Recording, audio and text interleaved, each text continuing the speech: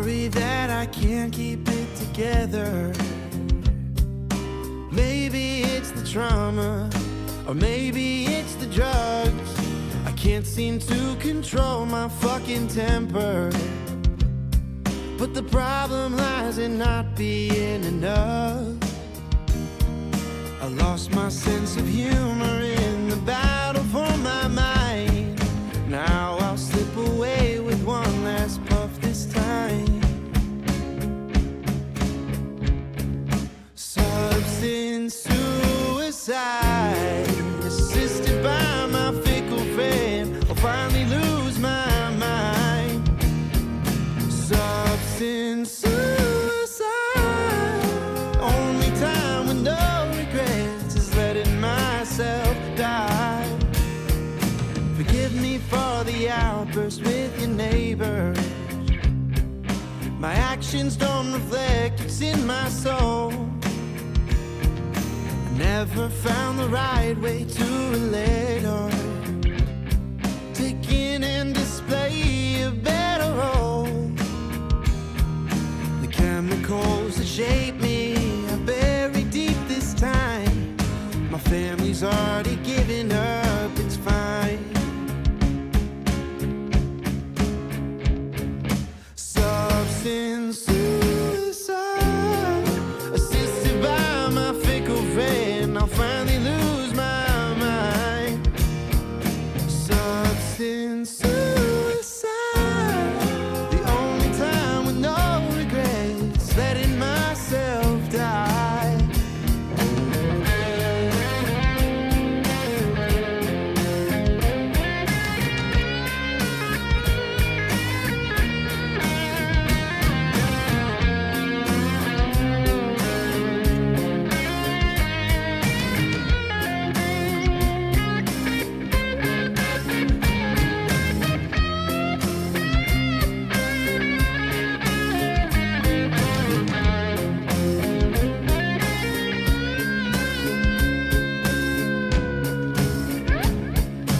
Substance suicide, assisted by my fickle friend. I'll finally lose my life.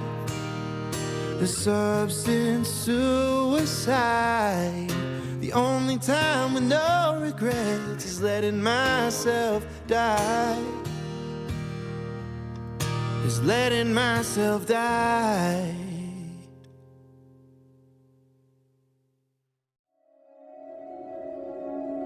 There are many simple things in the world. Shovels. They are all different. Gardening shovel. Unloading shovel. Children's shovel.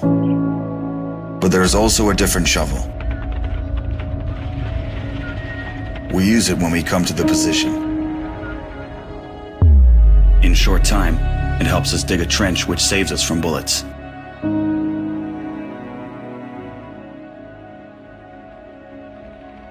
If a tank will pass over the trench, there is a high probability that it will not cause any harm to the soldier. We dig in the ground, deeper, and then connect the trenches with our friends to the left. In just a few hours, trenches are all connected.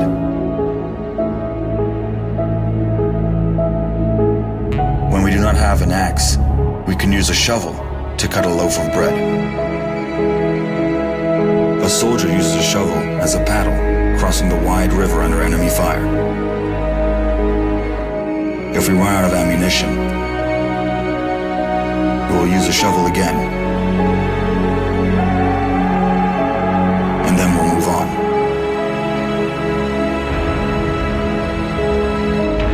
And when we get the order to stop, we'll take a shovel again and build around us an impregnable fortress. This fortress is defended by the army of Ukraine, our army.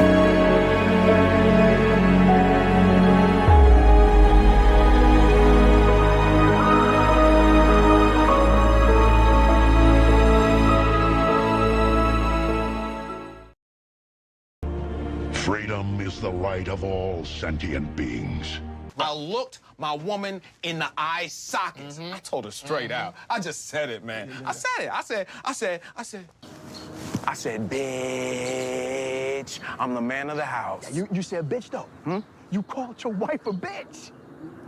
Yeah. This is a public service announcement from C.T. Fletcher. I will not contribute to the pussification of a nation. Get your punk ass out there and work for it, motherfucker. Let's roll.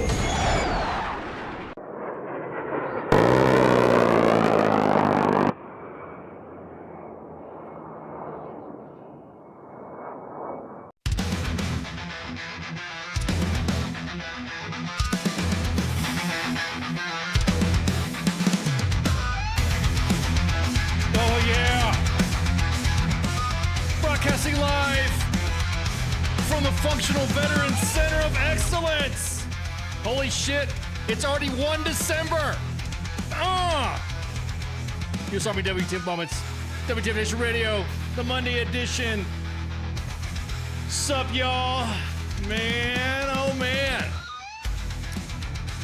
I'm like fat, eating all the food and leftovers from Thanksgiving. I hope you all had a awesome Thanksgiving. Man, to quote the great poet Pumbaa from The Lion King, I eat like a pig. So stuffed. Oh man, yo, what's everybody? Oh, everybody says, whoa, what's going on? I see all these feeds going. Wait a minute, hang on. Wait a minute.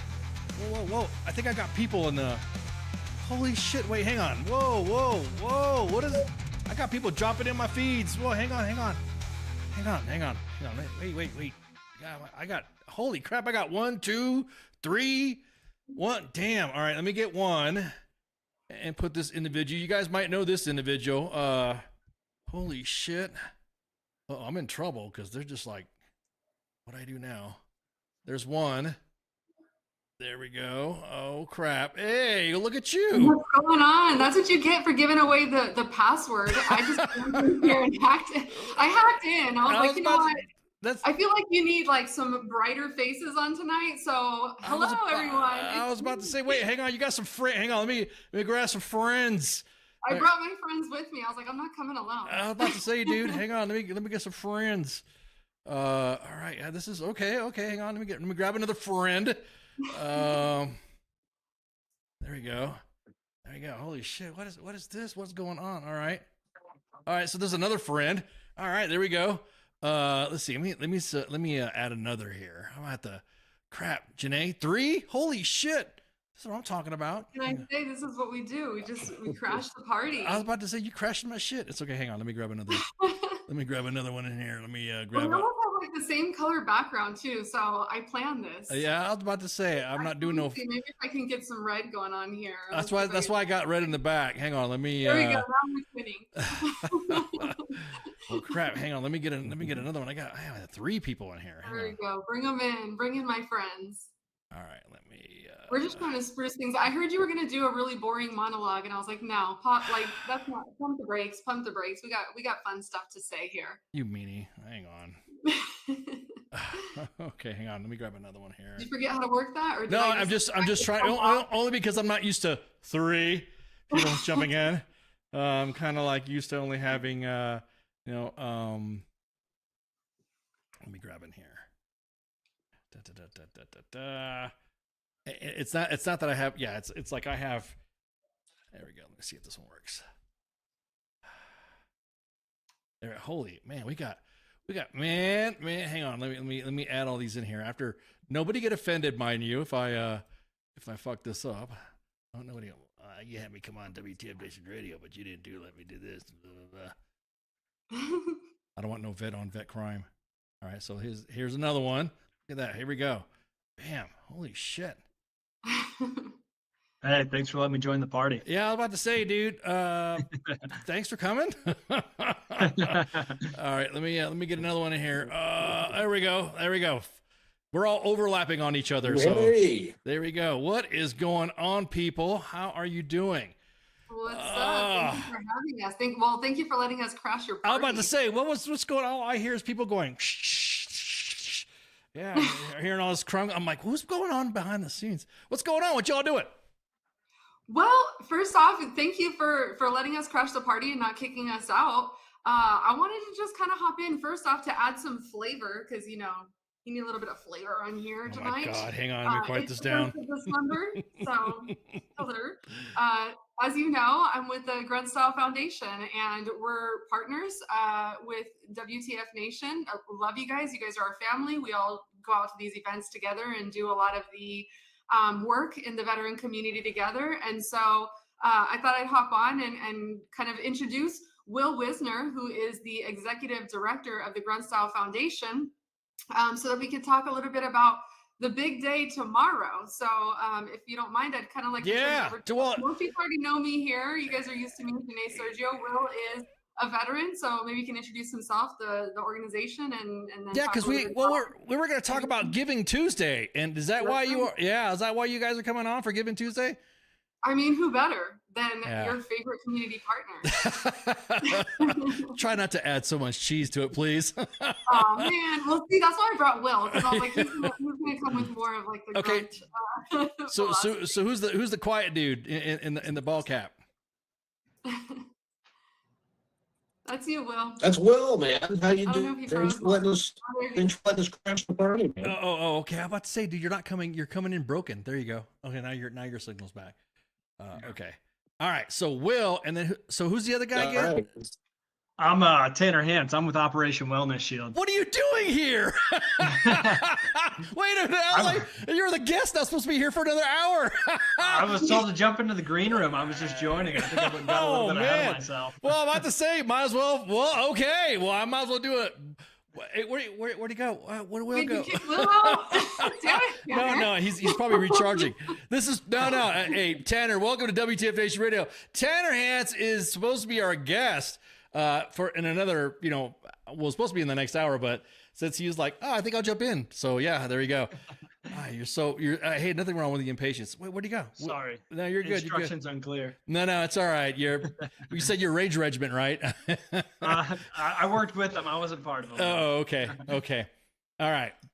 I guess I'll wait for Will to come back on if you want. I can get into Giving Tuesday and what's going on tomorrow. Yeah. You're not going anywhere, Tanner. Stay here. So yeah, Tanner. I don't want to take up too much of Tanner's time. So Ken, tomorrow is. You can call me Ken. It's no big deal. But I out you. Tomorrow is Giving Tuesday, and it's pretty much the most important day of the year for those of us who are out doing work in the community. It's an opportunity, kind of one of those last ditch opportunities for those who are interested in supporting nonprofit work to kind of give their final campaign. And so we wanted to come on and share the work that Grunt Style Foundation is doing and ask your audience to consider us on Giving Tuesday when they are making their contributions for that last ditch for the year. Somebody said that you guys are doing another event. We're doing another event again. Are we gonna come down to San Antonio? Is that some other event? We've got events coming up in 2026. We'll definitely be keeping you posted with the events that we've got coming up. We're going to be actually doing events throughout the nation. And so I'll be making sure that we keep your audience posted. Many of your audience have been at our different events. And so we'd love to have you guys out to some of the stuff that we have coming up. And that's what we need help with, is really getting us to be able to put these events on. So a little bit about the work that we're doing. As you guys know, and you helped us, we have our War Cry for Change. That's our advocacy. Yep. The primary cause that we advocate against, which you and I are aligned in, and all of us are aligned in, is the overprescribing of our veterans.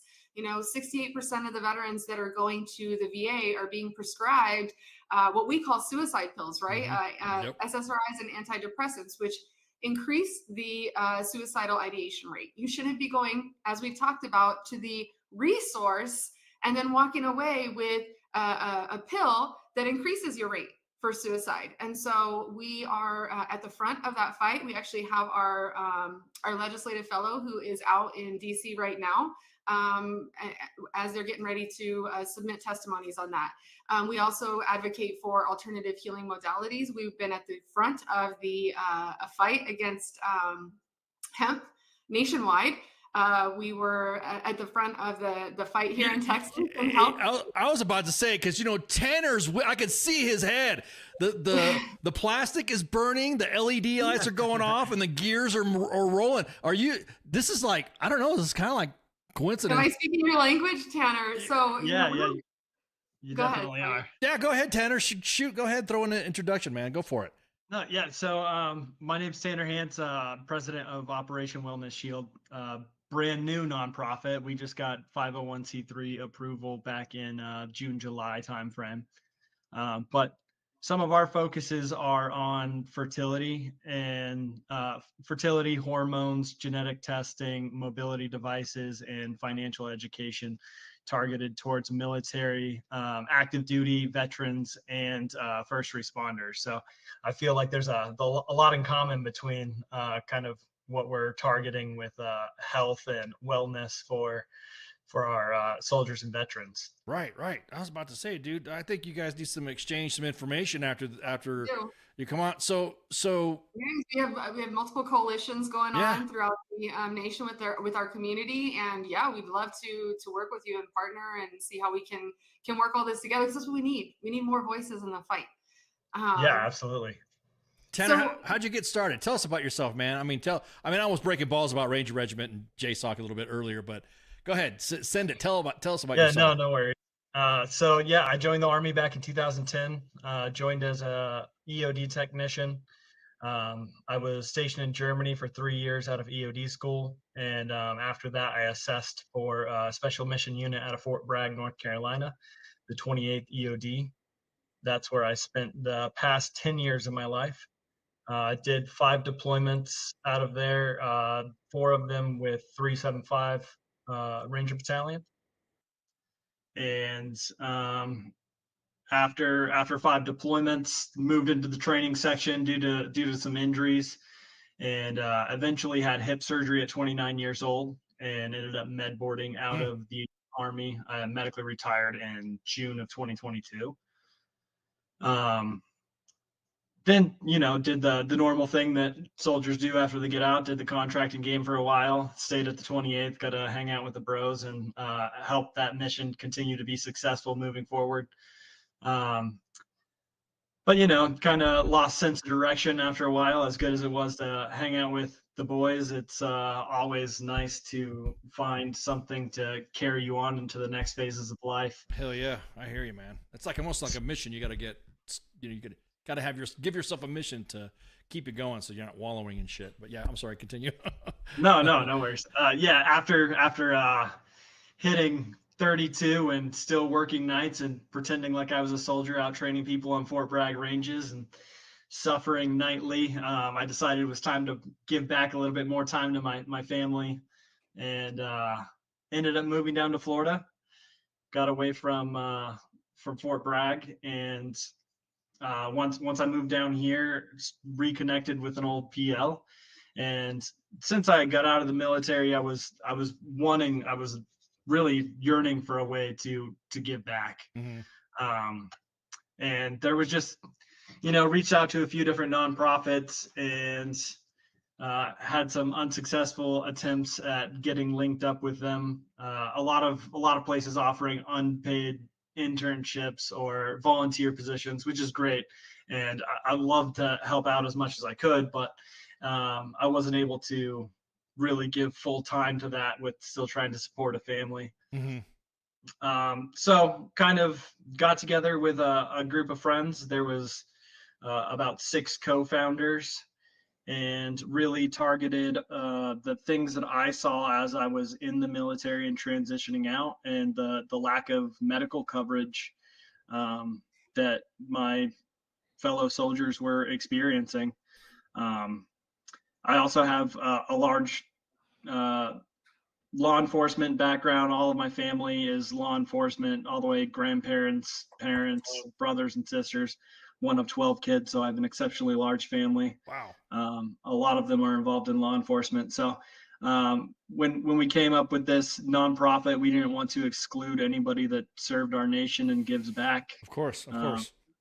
Especially since law enforcement and first responders run into a lot of the same issues that we do as military members. Right. What I mean, did you start this off yourself, or was this just, did you have, hey, I think I'm going to start doing this, and like you said, linked up with a buddy, decided to, was this your own 501 c3 to start on your own? I mean, what was the brainchild behind it? No, definitely. It was with a group of friends. So it started out with 3 of us, and then as the little seed and just the talks kind of became an actual idea and a project that we wanted to start working on, we looked for other like-minded people. So our co-founder, vice president, and treasurer is a good friend of mine, Jarrett Brownfield. He is a West Point graduate. He served in the 28th EOD with me, I think from 2016 to 18. Also ended up medically retiring, went up to New York City, worked on Wall Street for a while, has a very good financial background.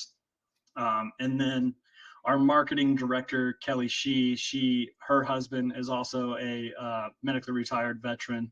Her brother-in-law was severely wounded in combat 20 years ago. Mm-hmm. So a lot of experience in the mobility side of things. So she's really bringing a lot to the table for providing mobility and adaptive devices to people who need them. Wow, that's you guys. I mean, you guys are rocking.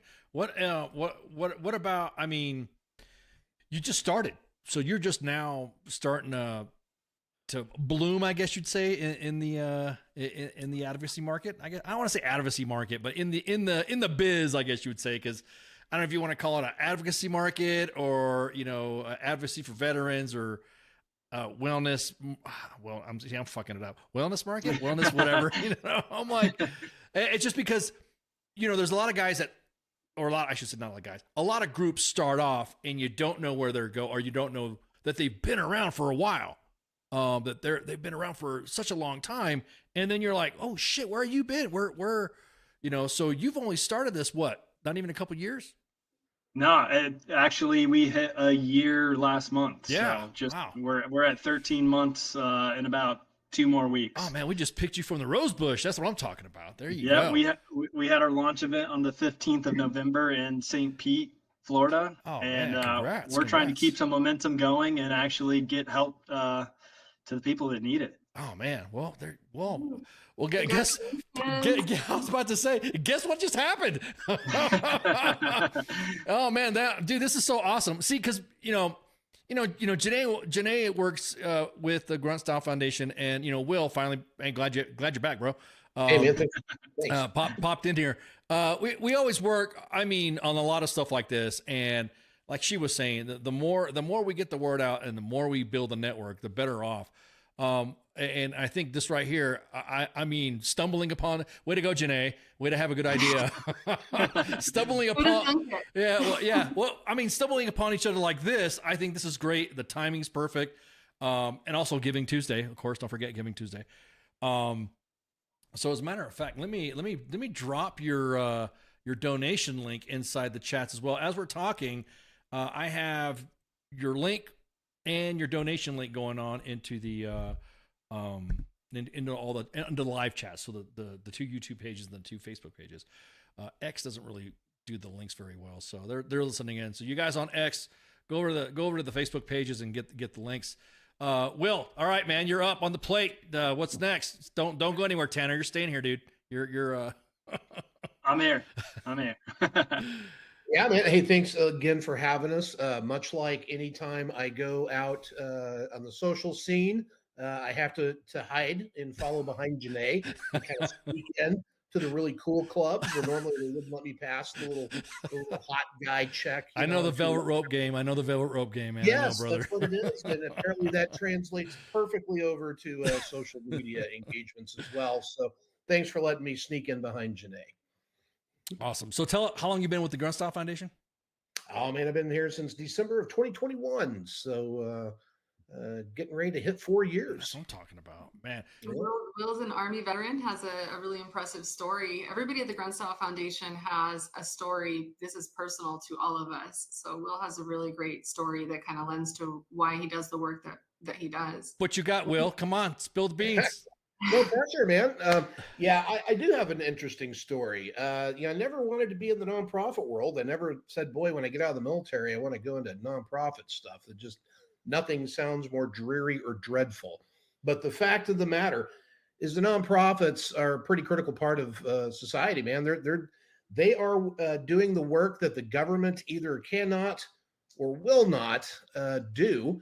And so that's where we need organizations like Tanner's and the Grunstyle Foundation and all the other awesome groups supporting our veterans across the country, stepping up to the plate and doing that work, because somebody's got to do it. And if not us, then who, right? Exactly. So my background, I was a Cav Scout in the Army. So was in from 92 all the way up through the very end of 08. And I did 12 of my 15 months in Iraq at the Al Tawatha Nuclear Complex, which was Combat Outpost Cache.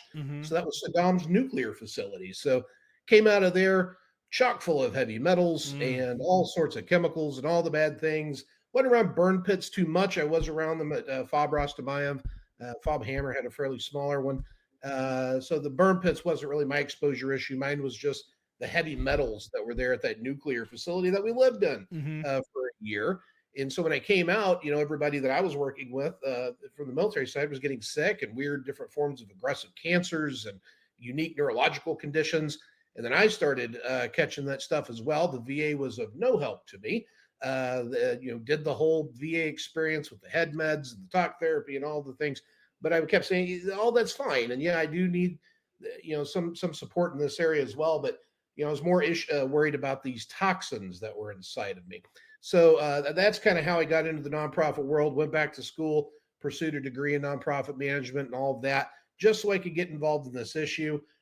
Came to Grunstyle towards the when the PACT Act was really getting hot and heavy, and we brought in John Stewart and all that. We grouped in Grunstyle. We managed to do in 3 months more than what we had done in the previous 13 years of advocacy on that issue. And it was really just about raising awareness in the veteran community and getting people oriented on, hey, these are problems, and you probably want to start paying attention to this topic now and not whenever you spring stage 4 cancer of whatever type of variety.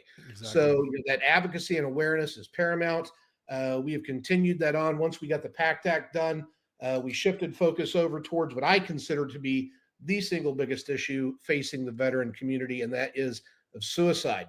And we know that 68% of all the veterans in the VHA system are prescribed psychotropic medications, and the major side effect of that classification of drugs is increase in suicidal ideation. So, if you think about that just for a minute, that's pretty crazy. We're taking people that are struggling or challenged or sometimes in compromised positions, trying to navigate what amounts to be a hostile environment many times with accessing healthcare through the VA system.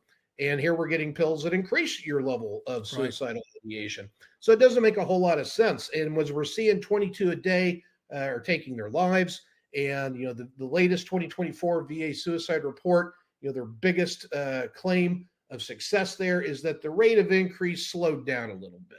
So we've lost 162,000 veterans since 9/11 of 2001.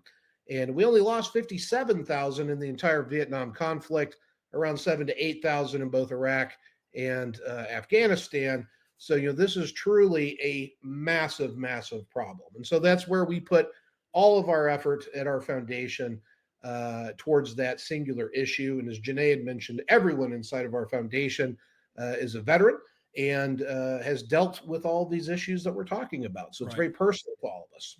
Right. What's considered, and maybe Tanner, maybe Janae, what is now considered, because it was always the buzzword of 22 a day, 22 a day. What is the actual number? What is the actual, I don't know, how many veterans are taking their lives a day? What is it now? So Secretary Doug Collins even said that they don't have an accurate number, right? It's anywhere from 17 to 22 a day is what's being recorded. However, that could be actually double.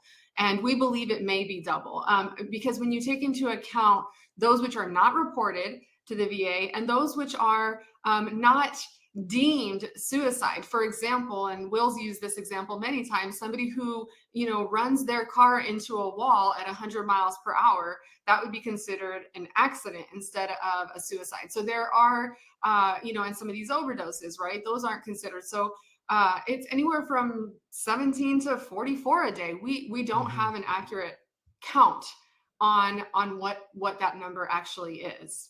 Now, I'll go ahead. Will, are you hearing the same thing too?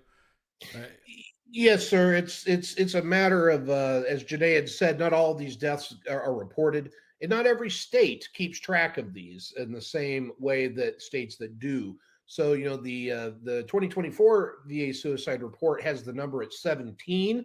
Of course, this document was prepared and pushed out by a PR marketing firm. So, of course, it's written from that, best foot forward. How do we look the best we can here? Yeah, exactly. And, they got to that number of 17 by removing some of the reserve components from their totals. That's how that number dropped. So, despite best efforts, there's always a little bit of showmanship that goes in to these reports, even to Congress. Of course. Well, not to mention the fact that most, I would say a large brunt of the GWAT was faced by the reserves. I will say, everyone talks about these guys. Oh, well, I only did 9 months here, 9 months there. And then you see the reserve guys that go through a MOB process that lasts almost 15 months, not counting their boots on the ground in the country. In the JSOC, in the soft world, Tanner, you'll know this. We consider, I'm a former PSYOP guy, so we consider a deployment only being 9 months. I've been deployed. That's why I always see the guys, I've been deployed this many times. I've been deployed this many times. And I'm like, was it the year deployment? Or was it like the soft deployment with only 9 months there? Because those reservists, man, those guys get mobbed 2 months out before they get boots on the ground. They're a year in country, and this is during the GWAT and all that, Afghanistan and Iraq. A year in country, and then they got a demob. So during all that time, that's another 2 months on the back end. And I'm just like, God, man, I'm just flabbergasted that the reserve component would not even be considered, even though we share. What we're starting to do is, can we talk about the Green Star shit yet, Janae? I mean, is that the initiative we can talk about yet? Can we talk about the Green Star stuff? Oh yeah. Yeah. Okay. So, in conjunction with the Grunstyle Foundation, U.S. Army WTF, the WTF Nation, I guess you'd say, the Empire, we are assisting in the legislation to consider Green Star benefits for family members who have had their veteran commit suicide. So, and that it's almost like there's the Blue Star, the Gold Star. Well, the green, and I guess we should have waited to get proper. Is Tim gonna get mad because we're talking about this already yet? Tim, don't get mad at us, please. But you have a chance to be here. Yeah, I'm about to say. Yeah, we'll come back when the legislation happens. But basically, it's what we post on U.S. Army WTF Moments. I don't know if you guys have noticed, but we used to post veterans that are unclaimed. Well, now we've opened up the posting criteria to veterans who are Green Star veterans, veterans who we know that have not had anybody, returning of POWs or returning of remains from World War II. So we've kind of opened it up, but we are starting to mark now Green Star, like when we ask, not to be disrespectful or whatever, is like, hey, so sorry for your loss, but how did he pass or how did she pass? And then they always say 22 a day. So we mark that as a Green Star post. So that way, that right there, I'm just, how do I say this? Go ahead. I think what we tend to overlook is that this is a casualty of war. Yeah. That the suicide pandemic in our community is a casualty of war, and that it's something that it does affect families, and it does affect, it goes on, it's a generational impact that it's going to have, right? Right, When right. a parent takes their life because they weren't unable to either acclimate or to be able to overcome what they experienced. It doesn't just affect their current family, but it's going to affect generations to come. And so being able to recognize that this is a casualty, of war is important. And this is why we do the work that we do to try and prevent that, and to try to really, and one of the things like Tanner was talking about is, the transition of the service member.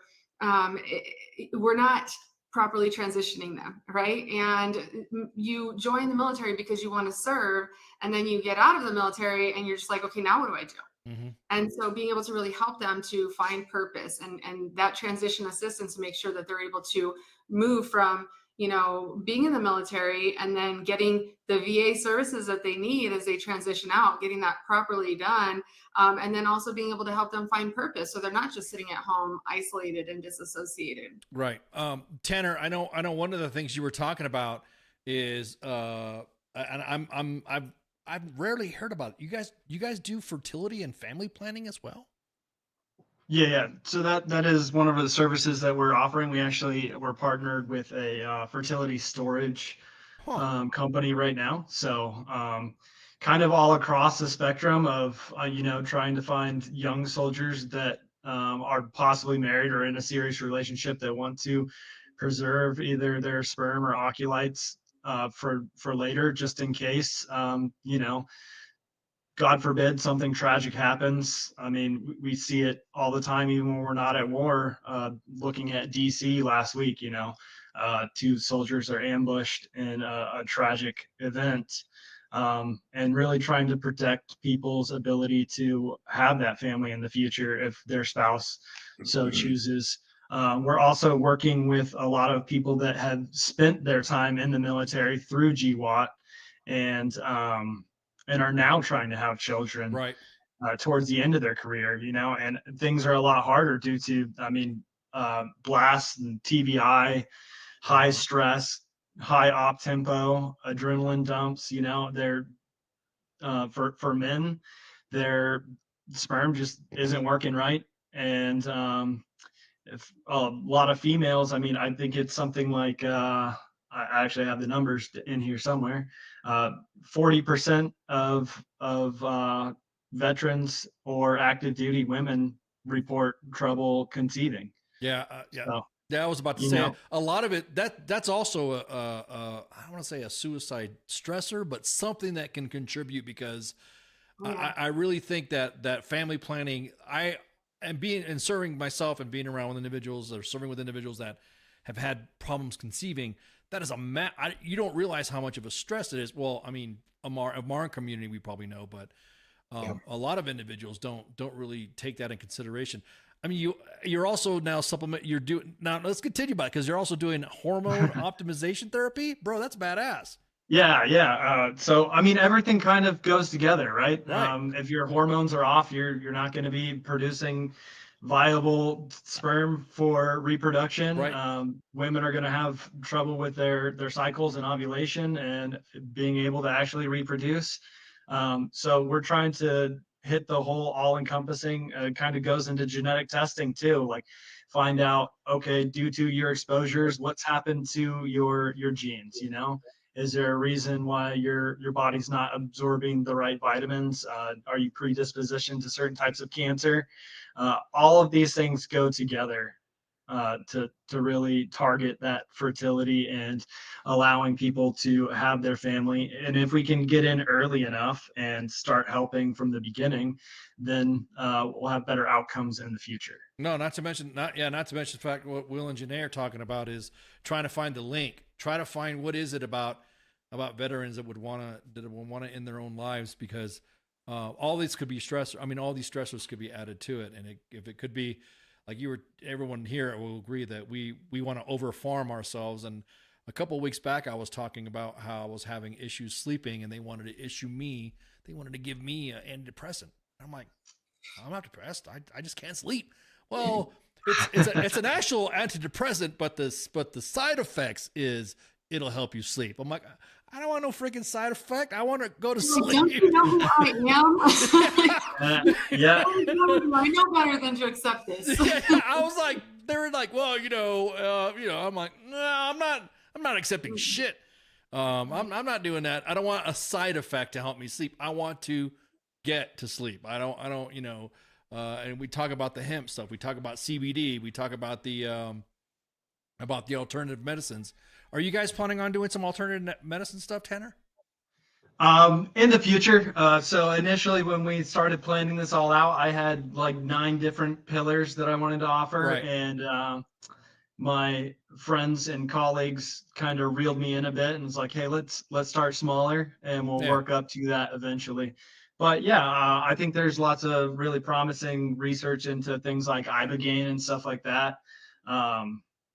That I would like to get into eventually, looking at doing job programs for veterans in the future, stem cell therapy, stuff like that. Right. Because that's some of the issues the late Boone Cutler was talking about doing, was the stem cell therapy. And I know there's a lot of it's kind of funny when it comes to specific types of treatment, it's only unethical unless you have it. Then all of a sudden individuals who are in power want to have it. Like, I guarantee it, if there's somebody could find a cure for Alzheimer's or ALS or assisting veterans with stem cell, I bet you if it's a member of Congress, they'd be more than happy to open research and open studies and all that.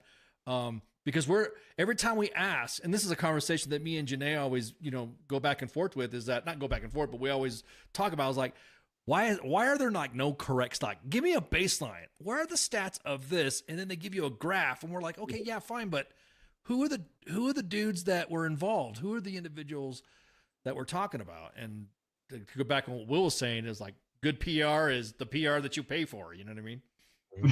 Absolutely. That's Will can speak really well to the alternative healing modalities. We are part of, just kind of throw this plug out there because they're really important, is the Veteran Mental Health Leadership Coalition. So we're all part of that. So Tanner, it's a great organization to work with. But Will can really speak well to some of those alternative healing modalities. That's another kind of program that we offer, is our integration retreats. Which we intend on offering more of those next year. But that's where we are able to, one, introduce people to alternative healing modalities. But Will's definitely, we've got an expert on the call for sure when it comes to that. Yeah, we believe that there are many paths up the mountain. And, the big lesson that I've learned in my journey since, setting off on this course around, the beginning of 2009, right, going into the VA, coming in for like, hey, I'm sick, I'm full of heavy metals. Can we get my healthcare team together? And they're like, well, yeah, but you've also got the PTSD here. Let's talk about, antidepressants and all that. Okay, makes sense. My, my healthcare authority figure is, guiding me onto something. I had my trust, as a doctor should, and went down that road, only to find out that turns out, these SSRIs, antidepressants, all these things are about as effective as a placebo when it comes down to it. And you got about a 13% of the population that is, really going to have a humdinger of a side effect. Right. That number continues to grow bigger. Around 50% of people taking these things experience either permanent or temporary sexual dysfunction. So these things just continue to compile and compile and compile. So our baseline work is to reject the status quo, of course, of what we have.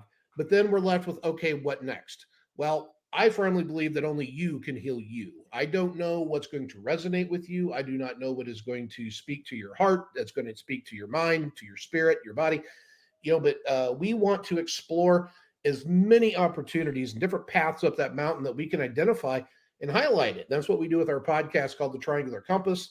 Yes. Where we shine these things up. We do everything from singing bowls to horse equine therapy to ayahuasca. We've taken groups of veterans down to the Amazon to set with ayahuasca. We work with the indigenous on Pine Ridge with the Lakota, the Oglala Sioux folks out there. Great friends of ours. We bring them to our events. We host Sweat Lodge, the Inipi ceremony. So we are literally throwing everything at this, including the kitchen sink to try to get veterans inspired to find what speaks to them. And then once they have found that modality that resonates, to go all in on that and follow that path wherever it may lead. And if you come across 5 other paths along the way that also speaks to you, explore those guys as well. Right. Because it's a lot better than waiting for someone to show up who is not coming to save you. Right. I was about to say, Tanner, is it, how do I say this? Those alternate stuff, is it difficult to do it because you're in Florida, or is it, you don't mind, like, I guess you would say outsourcing it or something like that? I mean, if the Grossow Foundation offered to help, would you take that, Oh yeah, absolutely. So we're looking at providing services nationwide. So just because we started here in Florida, we're not wanting to get pigeonholed into just a single state.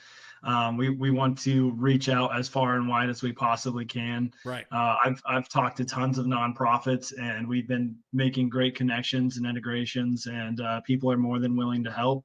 And it's really been great up to this point with the sharing that has gone on. But we're not looking to anything that gets stopped in Florida because of any state laws. I would just look to move it somewhere else and have someone else facilitate it, and create another partnership that way. Yeah, I don't want to say they're the fun police, but sometimes Florida could be the fun police. I mean, well, Texas has become one too, but still, it's like Florida did shut down the hemp ban attempt, so we appreciate that. Yeah. It just seems like it's like, why are you guys slow rolling it? We fought like hell. Yeah, we fought like hell. We got SB3 vetoed.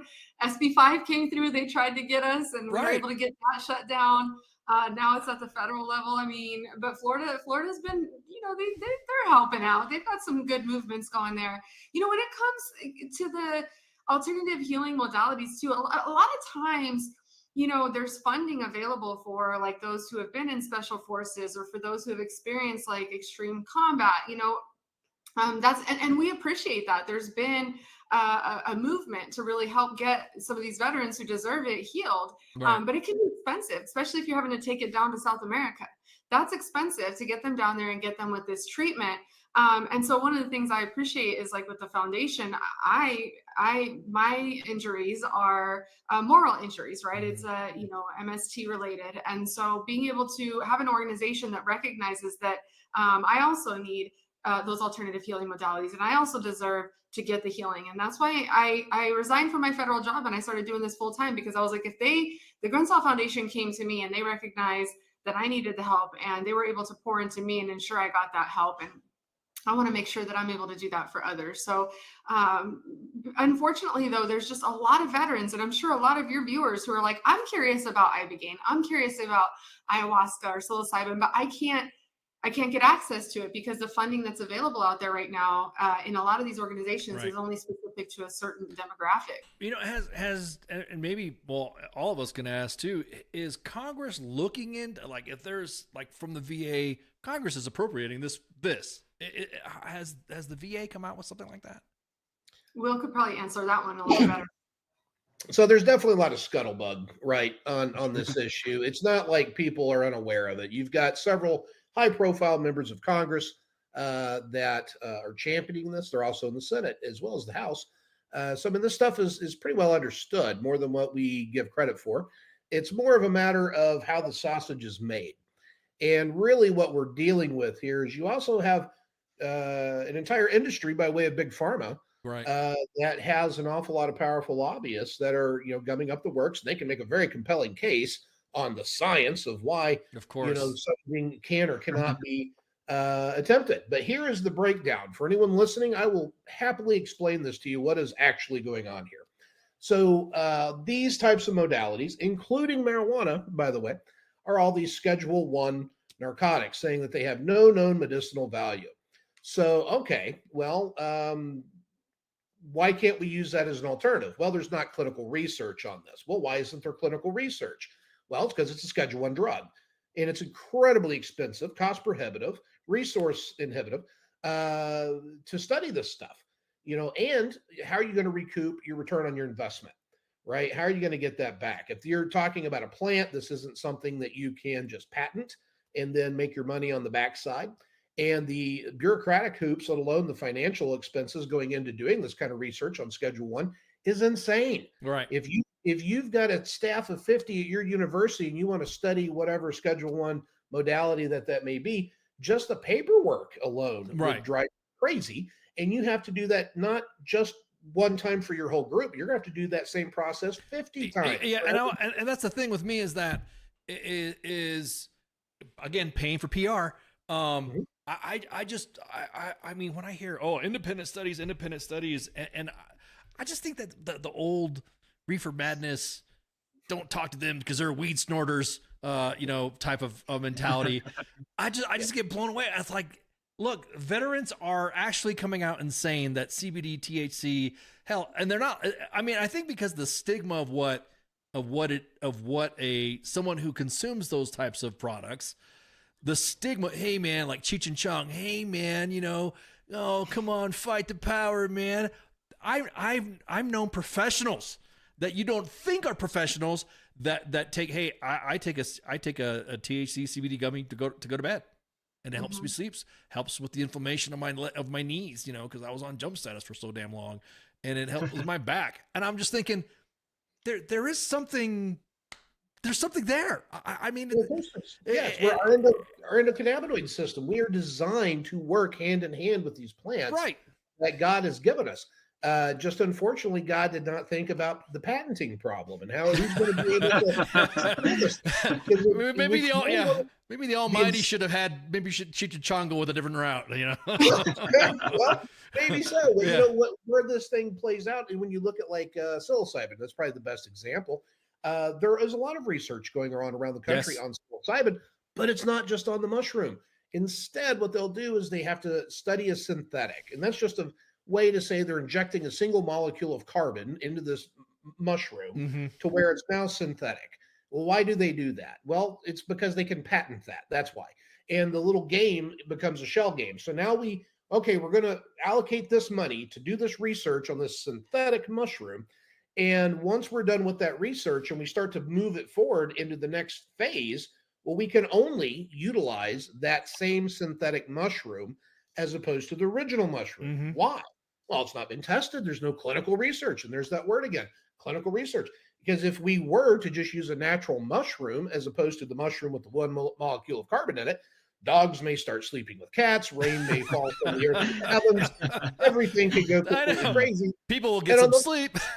Yes. And then on the backside, when it's finally time to roll out, well, great, but it can only be this one synthetic. Right. And this is the same game we're seeing. We talked about the hemp industry stuff here a little bit ago. Who's behind that? Well, surprise, big alcohol. Yeah. The revenue has dropped 40% since cannabis has been legalized different areas around the country. This stuff is insidious. And so one of the large things that we pride ourselves in doing is calling out that the emperor has no clothes. We're going to break it down for you in layman terms, what is going on and why it's going on. And we will be those folks that go onto the hill and sing that loud and long to anyone that will listen. And we will bring an awful lot of pressure just from the fact of, the voice of veterans and people listening and not tap dancing around this for whatever interest that may be there. That's what's needed. Yeah, maybe invite a Congress person or two and give them a brownie. I have invited many Congress folks to come to ayahuasca and other modalities. I was about to say, yeah. And then I see, that's the thing. They're the ones that, I mean, I didn't want to get into this role of conversation, but I mean, I always have my tinfoil hat ready to go because I am a SIB guy. I'm here for it. Yeah. It's the same thing with it is the same thing with the vax stuff. How we talked about how the vax stuff, different types of vax only did different types of things or had different types of side effects. One was really successful that all of a sudden you heard had problems and now taken off the market, while the others were being active and pushed. And I think it's the same thing with Big Farm. Fuck Big Farm. I can't wait to get the t-shirt.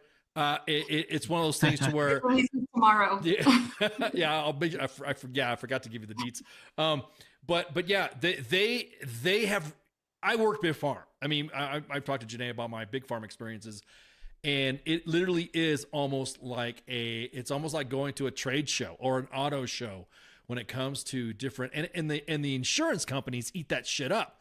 And they're like, oh, I'm going to get a discount for this, or I'm going to get a discount for that, and all that. It's just like with the TRICARE shit. and the way TRICARE works and the way TRICARE only wants you to do that. And then the VA now just opened up. They just opened up community care now again. So I'm thinking, who's stopping this? And why isn't nobody stomping on somebody's, I can't be violent in this when it comes to obviously elected officials, but why isn't nobody stomping their feet in front of somebody's desk to say, what's fucking going on? Where's your fucking connection to this? Where's your cut? Well, if you can wait until the 3rd, we only got 2 more days to go. We are providing testimony to Congress on this exact hearing that we're talking about right now.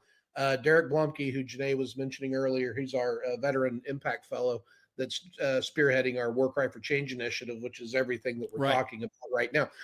He's produced a wonderful paper on that. It's the testimony. We're going to be flooding the airwaves with that. Anybody that'll talk to us about it, we want it to have that larger conversation and really get people to understand how is this game being played, because there are interests in the game that have tremendous amounts of influence within the SVAC, the HVAC. These are the committees that are providing the oversight to the VA, and they are well educated and trained on how to stop bad legislation, depending on who you are. I guess that's what qualifies what bad is. Right.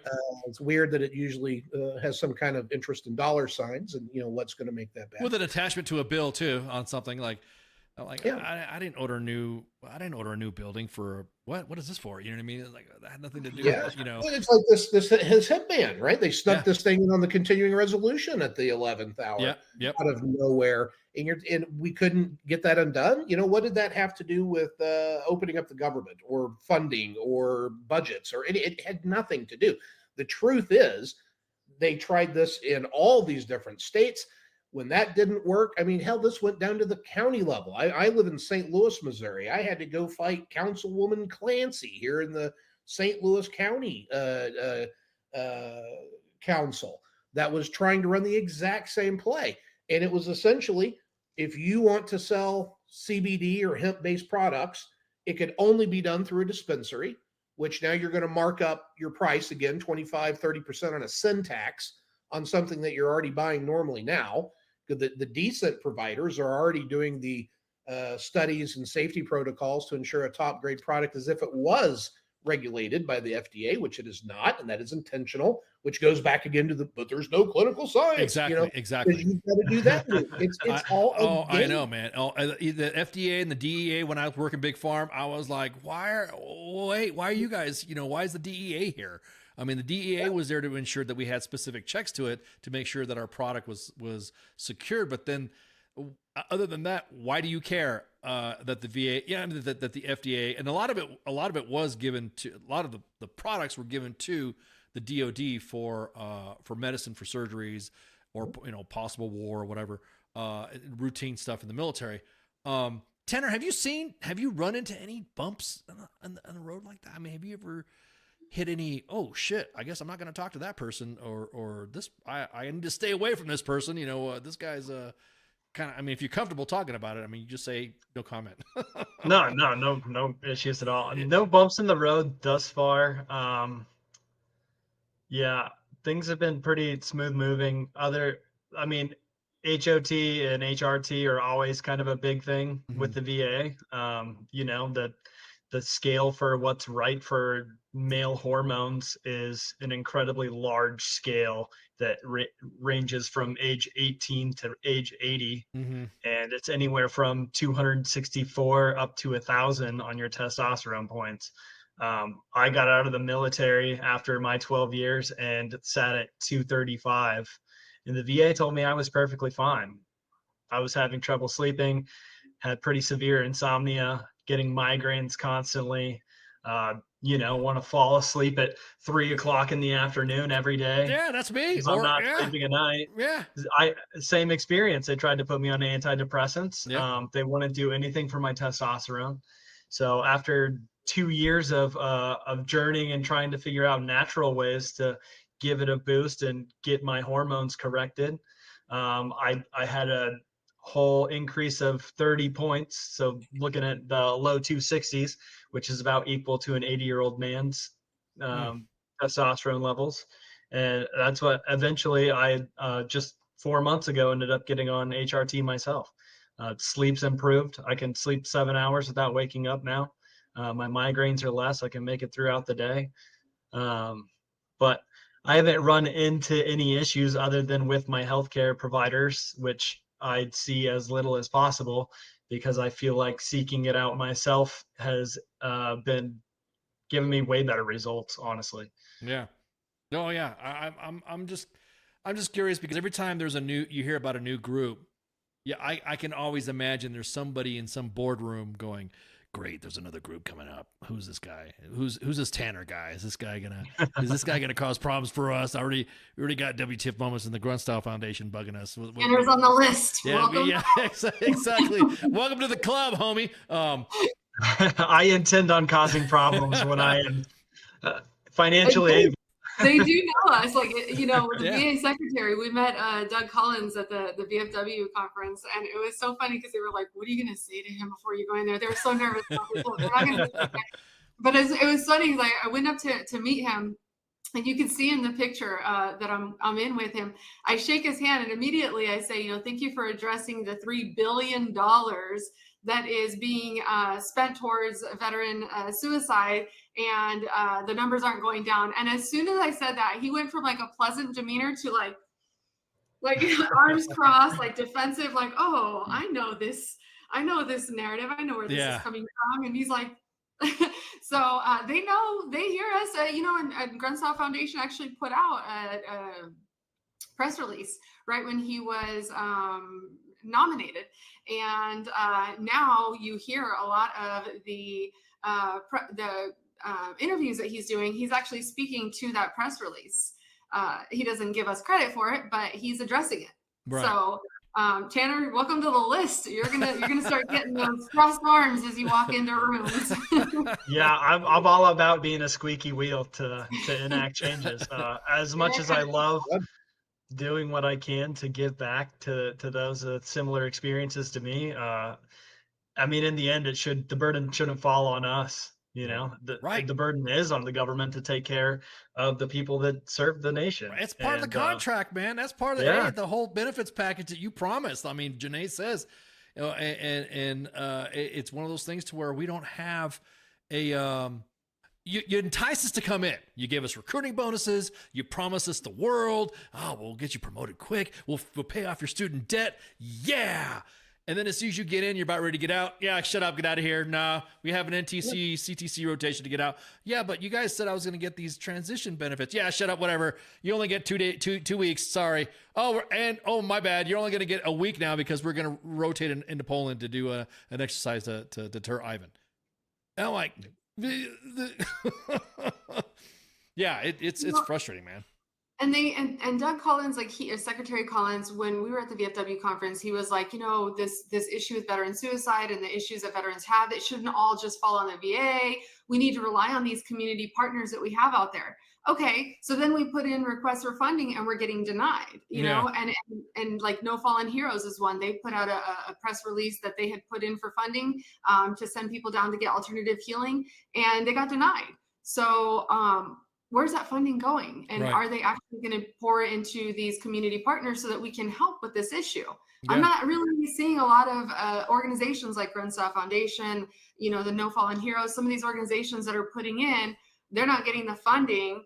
So are they actually wanting us to help? Are they going to support us so that we can help or not? You know, so hopefully, Tanner, you have a little bit more luck because yours is geared a little bit more towards that reproductive and the hormone, which wildly important. When you talk about like not being able to conceive as a woman, that's something that can make us feel like, you know, I was put on this earth so that I can, you know, procreate, and I can't do that now because of the things I did in the military. That can really affect somebody's mental health. So I can understand, and the work you're doing is, that's necessary, man. Yeah, absolutely. And I mean, I think it's the burden's been put on the women for so long that it's always just their fault, you know, when couples are trying and unable to conceive. And I think a lot has come out recently showing that a lot of the times it can be the man, especially if you served in the military or you've been a police officer, a firefighter, or a paramedic, something like that. Like just men are, with our diet and with all the stress and the hormone imbalances, are just as guilty as the women. Maybe guilty is not the best word. I'm about to say, don't say guilty. Just as responsible for the issue. Your fault too. I like guilty for the men. Guilty. I'll take it. No, I'm that's interesting. What are the stats on women on the I guess on the 22 a day? I will just use that for the what is the women status for the women? Oh man. I mean, because we always talk about vets. Have we broken down to men and women yet? I mean, have we seen?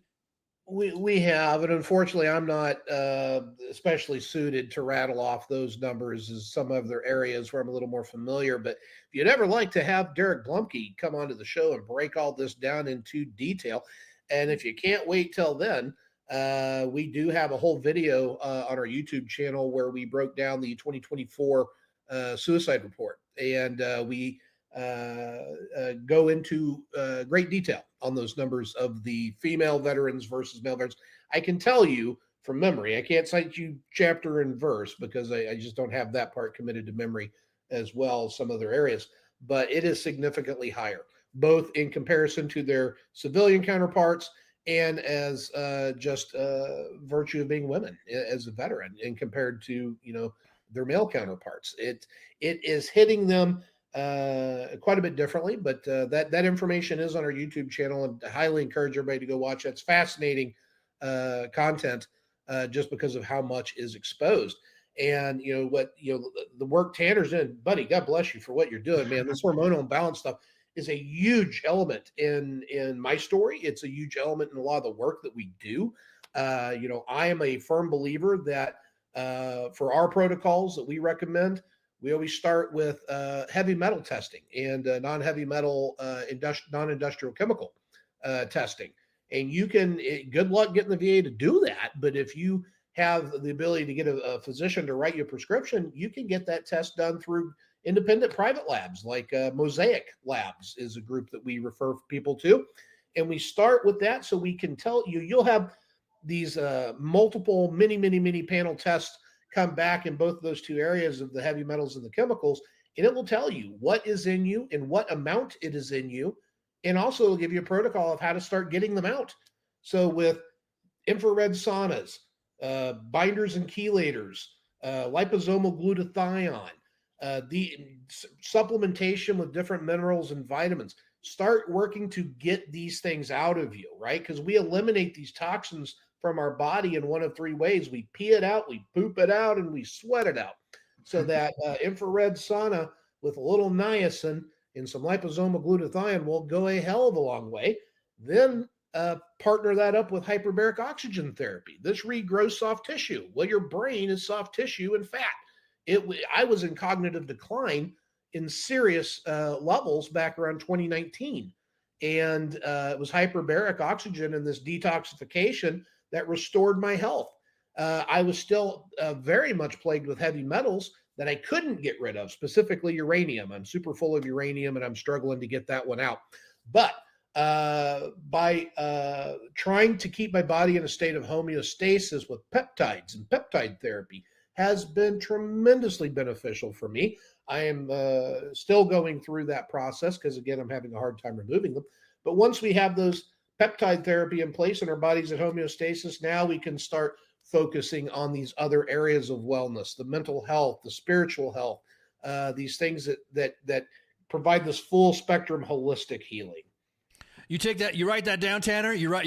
Oh, I don't even need to. That's about how I live my life already. So exactly. I've just been digging through this. I mean, my wife is great. She's the hippie one of the group. So, clean diet, eating natural food and working out every day, even through the injuries sustained while being in the military. That's something that I haven't let fall by the wayside since getting out, Well, you also have this recording too, so you could always go back and say, "Hey, what do you say about what do we say about that stuff? What was that? What was that guy talking about peptides?" And then you could rewind that. Yeah, It's a lot. It's a big conversation, but this is not just something unique just to our veteran and military community, man. This is if you're a firefighter, if you're a cop, if you're just an everyday American. One of the most shocking things that I encountered was when I was going through my initial treatment and first learning about this thing. My neuropharmacologist guy said, you're going to have X% of flame retardant in your body. And I thought, that makes no sense. How would you know that? Got my test results. Sure enough, he was almost spot on. Mm-hmm. It's like, well, it's because every mattress sold in the United States is treated with flame retardant by law. So you are spending 8 hours a night sleeping on top of a mattress that's been treated with flame retardant. You're absorbing that into your body. Same is true with like infant clothes. Same thing by law. These things have to be treated. We're infusing children, little small children, with these. Which I'm sure is amazing for your reproductive system right from the get-go.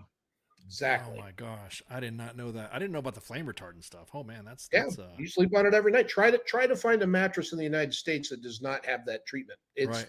You can import them in, but you got to play the weird word game and get a meditation mat or something like that. And it's always a game. Well, now I'm going to put like 5 extra sheets on my mattress now, and because I'm like, wait a minute.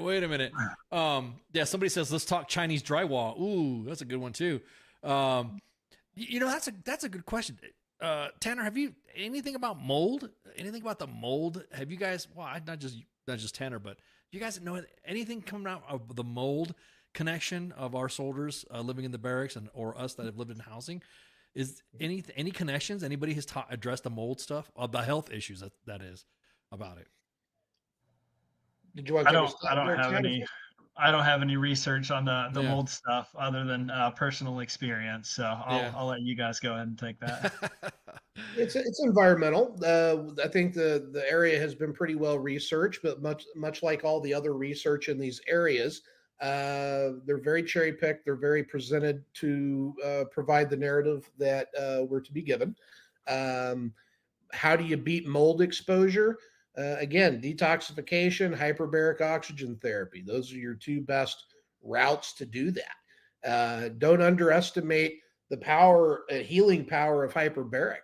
So many of these problems, especially with like mold, can affect you the same way as like chemical toxicity from the burn pits. Right. These lesions on your brain are every bit as much of a brain injury as if you were involved in a massive IED on Route Vikings or Route Irish or one of the other horrible roads over in Iraq. Mm-hmm. These are brain wounds, and we can restore them.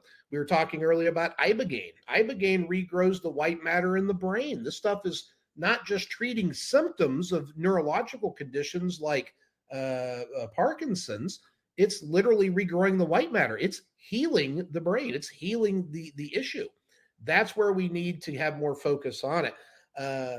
These TBIs, every time you squeeze the trigger of a rifle, you're getting a micro concussion right there in the center of your forehead. And that builds up over time. If you're breathing in this exhaust, I was a Bradley gunner when I was in Korea.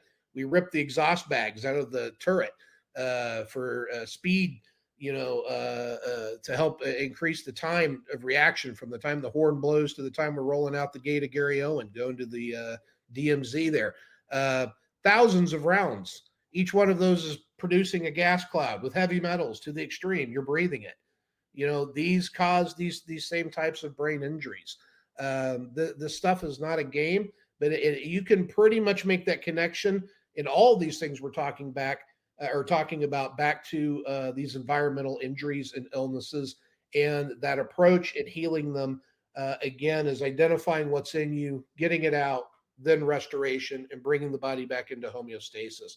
And that's a pretty well cookie cutter way to do that. You can come at it a million different ways. There's many paths up the mountain, but that's essentially the outline. You were talking about the little micro concussions. I was just thinking that every time we change our rifles, like when we say, hey, we have this new machine gun that we're testing out. Well, that's a different type of caliber that we're using that's going to cause a different type of micro concussion. The same thing with, we have a new battle rifle. Oh, and soldiers are not going to be carrying the new HK or SIG or whatever. I'm just hopeful, wishful thinking here, but I really think we messed up with the XM8, but that's another story. But I just think like different calibers that we fire. Okay. a 50 cal gunner, somebody who's always on the 50 cal, like you were saying, or somebody on the Bradley is going to have a different effect than somebody who's a pat clerk that only goes to the range once every 6 months, or somebody in soft who's a breacher, door kicker, who's different, using different types of calibers in employment of their mission. But here, yeah, exactly that. Somebody just said in the comics. But here are some awesome earplugs. Exactly. Fafo, you said you had so many questions. Drop the questions in there. We can ask. That's why they only allow you to shoot the Barrett 50 or the AT4 so many times. The concussion can fuck with you. Yeah. Or the Carl Gustav. I know just firing one time for me was enough. And even with earplugs, you guys can fucking fire this shit, man. But the Rangers, let's do it, fire, let's go. Outside parts again. Yeah, again, if you the new joke is if you've what is that? If you were issued 3M earplugs, yeah, exactly. So again, I just don't know. I mean, I do know. I hope that government officials or anybody in legislative power, or at least through your busy politicking time of who you're mad at these days, could just listen to the veterans, because I don't know what's next. I don't know. I mean, we could have like the story that me and Janae, we had that one veteran who ended his life at a VA hospital. All the frustrations that veterans go through and the frustrations that veterans have to face in processes when they get no answer, and that's the frustration point I think also contributes, is they don't get an answer. At least give me something to go on so I can go do my own research, so I can say, hey, the doc said something about this. Now now you got to do this paperwork. Now you got to do this. Yeah, but you didn't tell me it was wrong. Yeah, that's why you log into My Healthy Vet. Yeah, but when you log into My Healthy Vet, it's not saying anything. It just says you're going to prescribe me this. Well, and then the frustration folds with different types of, I would say, patience level. I mean, because I know I'm impatient on a lot of shit, but there's just some veterans that they're just impatient. That just can't. I mean, we have to tell our veterans that you're not going to get it now. There is shit that we have to do to get it as fast as we can, but a lot of it's never going to happen now. And I think that also is the negative factor of the veteran community. Is I don't know that it ever is, Ken. I came out of there in 2008 from Altoetha. I literally lived in a nuclear compound, and it is now 2025. I have yet to successfully convince my VA healthcare team to give me a heavy metals test. I've had to utilize resources from other veterans that are doing this work in the nonprofit world to educate me and kind of guide me along. That is why it's important to support organizations like Tanner's, like the Grunstau Foundation. We are out there doing the work that the government will not or cannot. And some of these things are insidious. It's the way the game is designed. We have to play a different game. We've got to step outside of the rules of what convention says things work. Because you're never going to get our elected government is never going to just be like, oh, thanks for explaining that to me. I didn't know that we were doing all these horrible things for so long. We'll get right on that and fix it. It doesn't work that way. It worked back in the day, but not now. Not after 20 years of GWAT. Not now after 20 years of GWAT, when I said it's a negative look on us when we want it now, I got it. Yeah. But I'm not saying that, dude, it's not like they didn't have the research. 20 fucking years of war. That should have been a fucking hint that this should have been fixed already. This already, the invasion happened. Okay. We had some casualties. We had some wounded in action. All right. The surge happened. Oh shit. We have Iraq and Afghanistan kicking off at the same time. All right, guys, something should be clicking in your head. Maybe we should start working on blast therapy, or maybe we should work on PTSD, or maybe we should work on our casualty assistance operations. Maybe we should work on our VA back-end mental health stuff. So, it goes back further than that too. Shell shock in World War II. We have Vietnam and the Korean War also to feed off of. Agent Orange and all that came along with it. My great uncle was in Korea and still suffering from the Agent Orange that they used over there. So, the stuff is going to have to be drug into the spotlight. The best disinfectant is sunlight, and it's the truth. That's what we have to do. Is we have to force these conversations. We have to force them in a way that they can't run from them. because this stuff has been going on for a lot of years, is what like Tanner was just pointing out. And again, it's the nature of the game. If the VA is under so much pressure, if you remember back to the Phoenix scandal of the mid 2010s, we right? we highlighted that. Yeah, we highlighted that shit. Yep. Right. And then what followed that? The Clay Hunt Act. And what did the Clay Hunt Act do? Supercharge funding into mental health services of the VA, which supercharged these psychotropic classification of medications where everybody's getting this. And you can look at the research on the charts. It's a perfect correlation. It just goes straight up in unison on that. And in so much of this stuff, unless you really have quality health care and someone spending time with you to learn your background and your circumstances to get an idea of where to go, it's not like that. You get 5 minutes. I've never had an actual doctor my old time in the VA. I'm sure the VA people I've worked with have been good people with the best of intentions. But the truth of the matter is they're under an awful lot of pressure to get you a diagnosis and a treatment. So going back to like those micro concussions, or say you're in an IED and maybe it was behind you, you blew forward and your brain bounced off the right front side of your skull. Well, that area of your brain controls emotional regulation, right? So now you're starting to display symptoms that are emotional instability. Well, these are all signs of PTSD. So now, are you going to get imaging, a brain scan under your brain? No, you're going to get a prescription for something that's going to help regulate your mood. And whenever that does not do as it should, or you start to have worse problems, well, never mind the fact that you're on a pharmaceutical that is creating these suicidal and emotional swings that are going on inside of your brain with the brain chemistry. Instead, it's your condition is progressing. And so we either need to up your dosage or we need to put you on a new type of medication.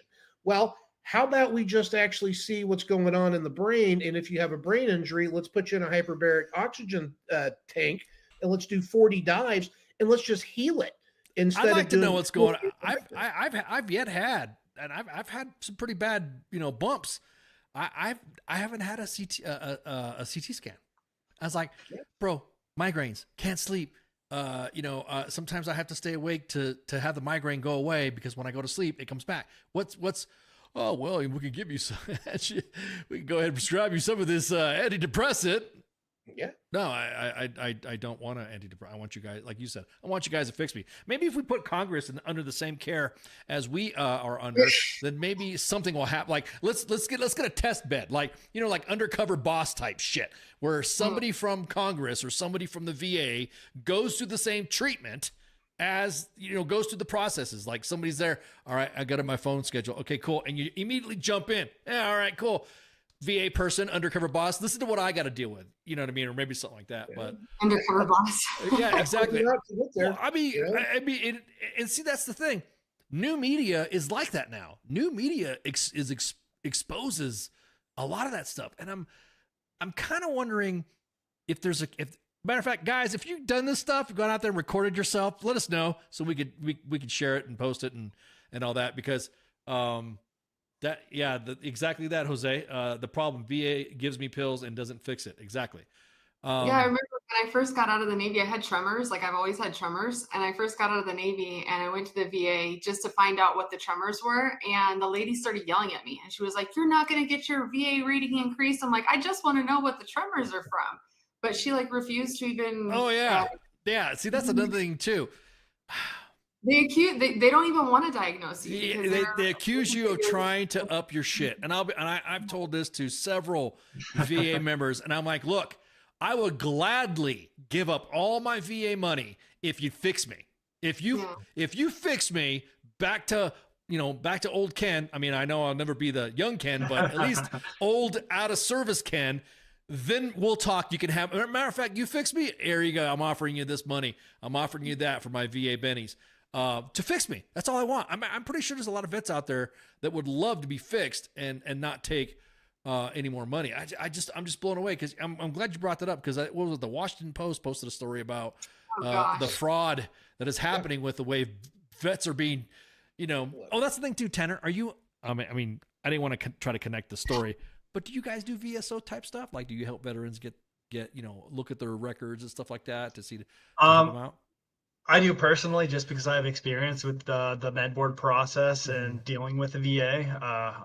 I had a lot of help going through from the organization that I can't think of the name right now, but yeah, I just do it personally, but Gotcha. Okay. it's not one of the services that we're offering. If you guys don't know, a media article went out about an individual that all veterans do is take money. They got like 5 cases of an extreme case that almost made it seem like it broad brushed veterans, that all we're trying to do is get is all we do is we want to use the VA to get more money. And it's like, dude, we use the VA to get fucking fixed. I use the VA to get fixed. You guys use the VA to get fixed. Not I don't give a fuck about, I hate it. The claim sharks. Oh, well, these claim shark guys and all that. Yeah, but okay, got it. There was a dude that was backflipping on a trampoline and he said he was paralyzed. Yes, that's a case of fraud.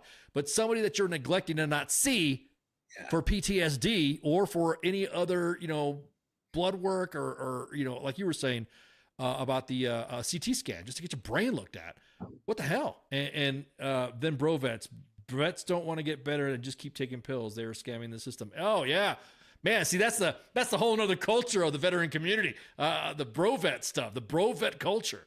Yeah, the notion that we could just get better and not everybody has access to some of the things that others may have access to. And so we have to keep that in mind, that there's a lot of veterans, they get out and they move right back into a state of poverty. Hell, some military members are living in poverty while they're serving, right? Because they're just not food insecurities, all that. But they don't, like I said earlier, they don't necessarily have access to some of these modalities. And Will, is a good example. Will has access to a lot of this, and we're part of this network, and he's still battling with being able to get these out of his system. And so to just assume that it's that quick fix of like, just, go get fixed so you don't have to get a rating. It's not really fair.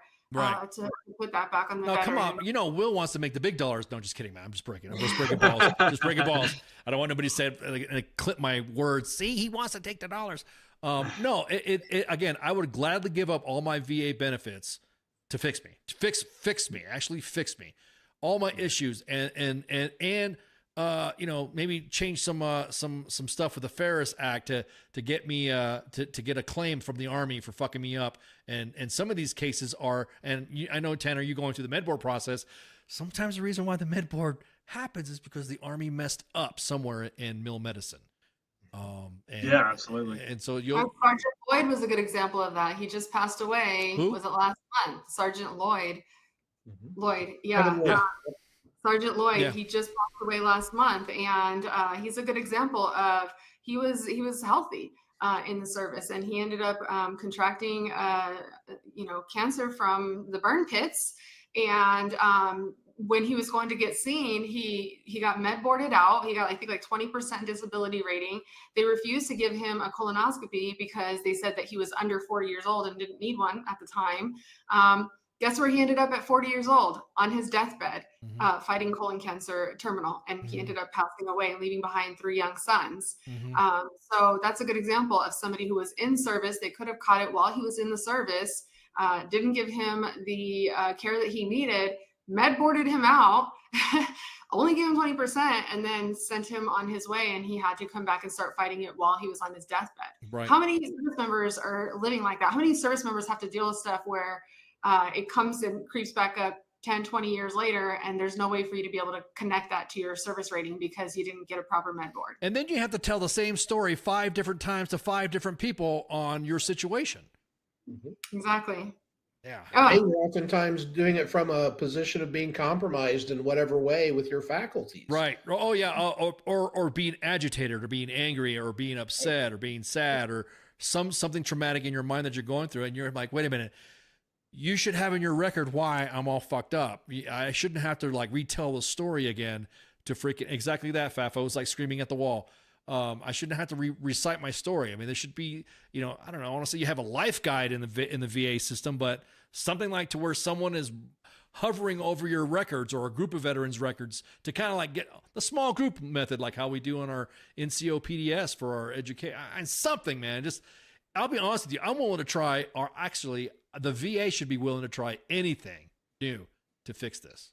So that's what I find to be an issue with this PR, these PR tours that the VA secretary is doing. You know, the other day he put out an interview where he said, I intend to fix this so that veterans don't have to go to the VSOs and to the claim sharks in order to get their ratings. And I'm like, but what are you addressing specifically? Which of the causes are you addressing? Because it's not just an easy fix. You know, like we said earlier, you go in, you try to get diagnosed with something and you get gaslit. Oh, you're just trying to get a rating, right? Or there's so many issues that lead up to people feeling like they need to go and get this help. Which of these are you addressing? And we're not really getting answers on that. Yeah, exactly. Man, well, this was supposed to be just a real quick showing for you guys, and now this is what I'm talking about. This is the Brady Bunch freaking resource discussion here. This is what I'm talking about. Guys, thank you guys for hanging out. Tanner, I will provide. Let me tell you about Janae. I will provide you Tanner's information so that way you guys can connect and go from there. And that way we can all rock and roll. But all of you guys, thank you guys. I mean, oops, you all showed up at the same time. Hey, what? Might as well make a party out of it. I normally don't make that a habit, but for you guys, man, this is good stuff. Tanner, thank you so much for hanging out. Janae, Will, thank you guys for coming on board to shoot the breeze. We're gonna take a break right quick so I can shoot the shit with these guys more. I won't be long, trust me. So we can shoot the shit with these guys a little bit more in the green room, and then we'll be right back. So everyone stand by and shots. Thank you.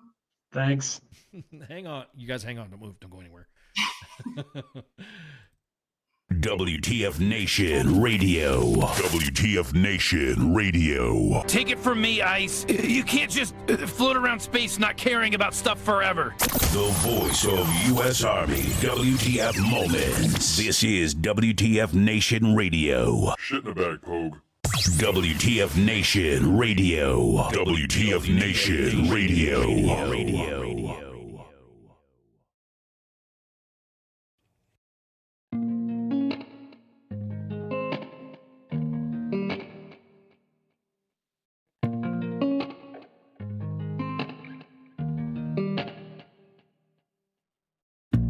Hell is a candle, not a big fireplace.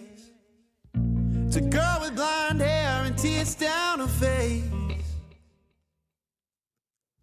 It's a lack of emotion, but the devil's so warm.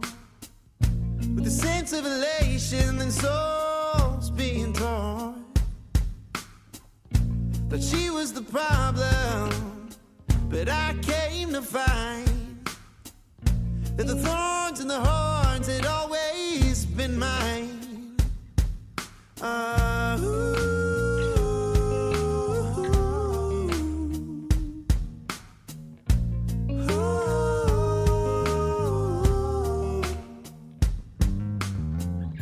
The devil in you and the devil in me are just part of the problem, as problems tend to be.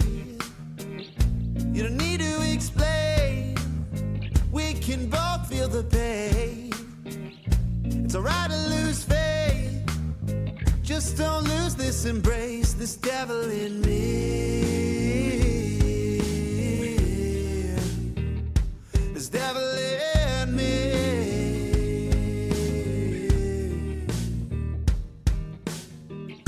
He met with my mother, said he's the son of a guy, and anybody who knows him is destined to rhyme. Plays the blues like he owns it, and breaks hearts like it's fine.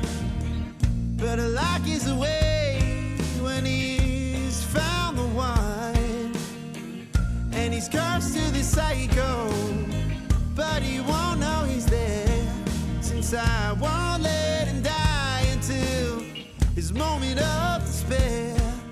Oh,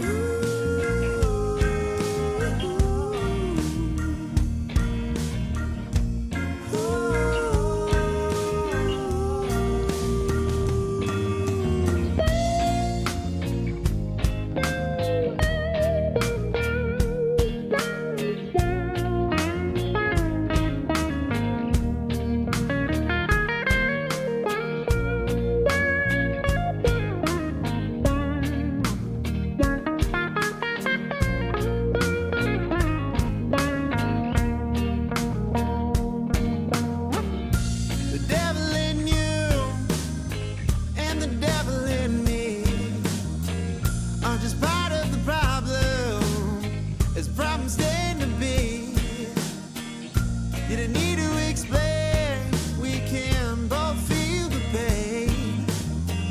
It's alright to lose faith, just don't lose this embrace, this devil in me. This devil in me.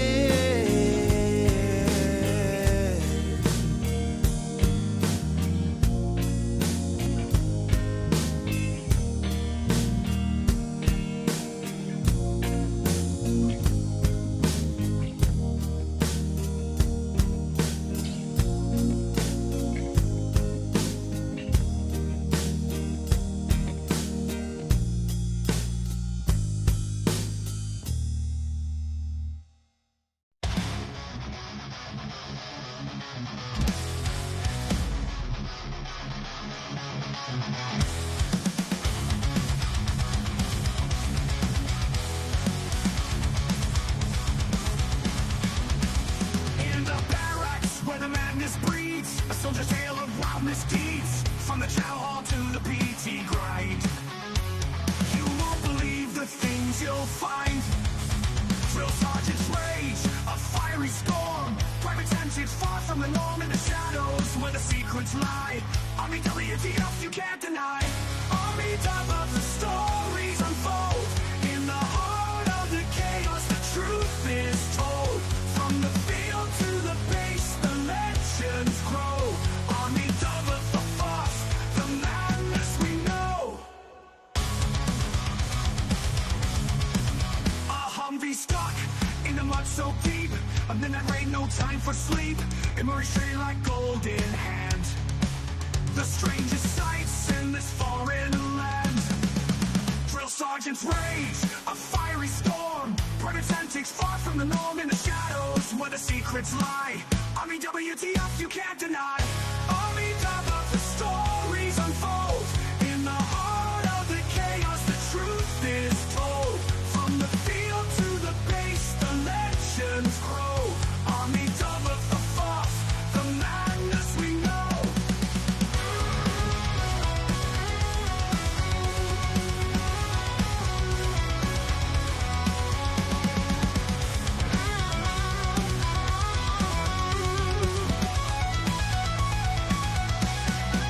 A Humvee stuck in the mud so deep. A midnight rain, no time for sleep. Emerge straight like gold in hand. The strangest sights in this foreign land. Drill sergeant's rage, a fiery storm. Private antics far from the norm in the shadows where the secrets lie. Army WTF you can't deny. Army top of the stories unfold. In the heart of the chaos, the truth is told. From the field to the base, the legends grow. Army double the force, the madness we know. In the ranks where the wild things roam. Every soldier's got a tale of their own. From the absurd to the downright strange. Army double the force, it never will change. So raise a glass to the tales untold.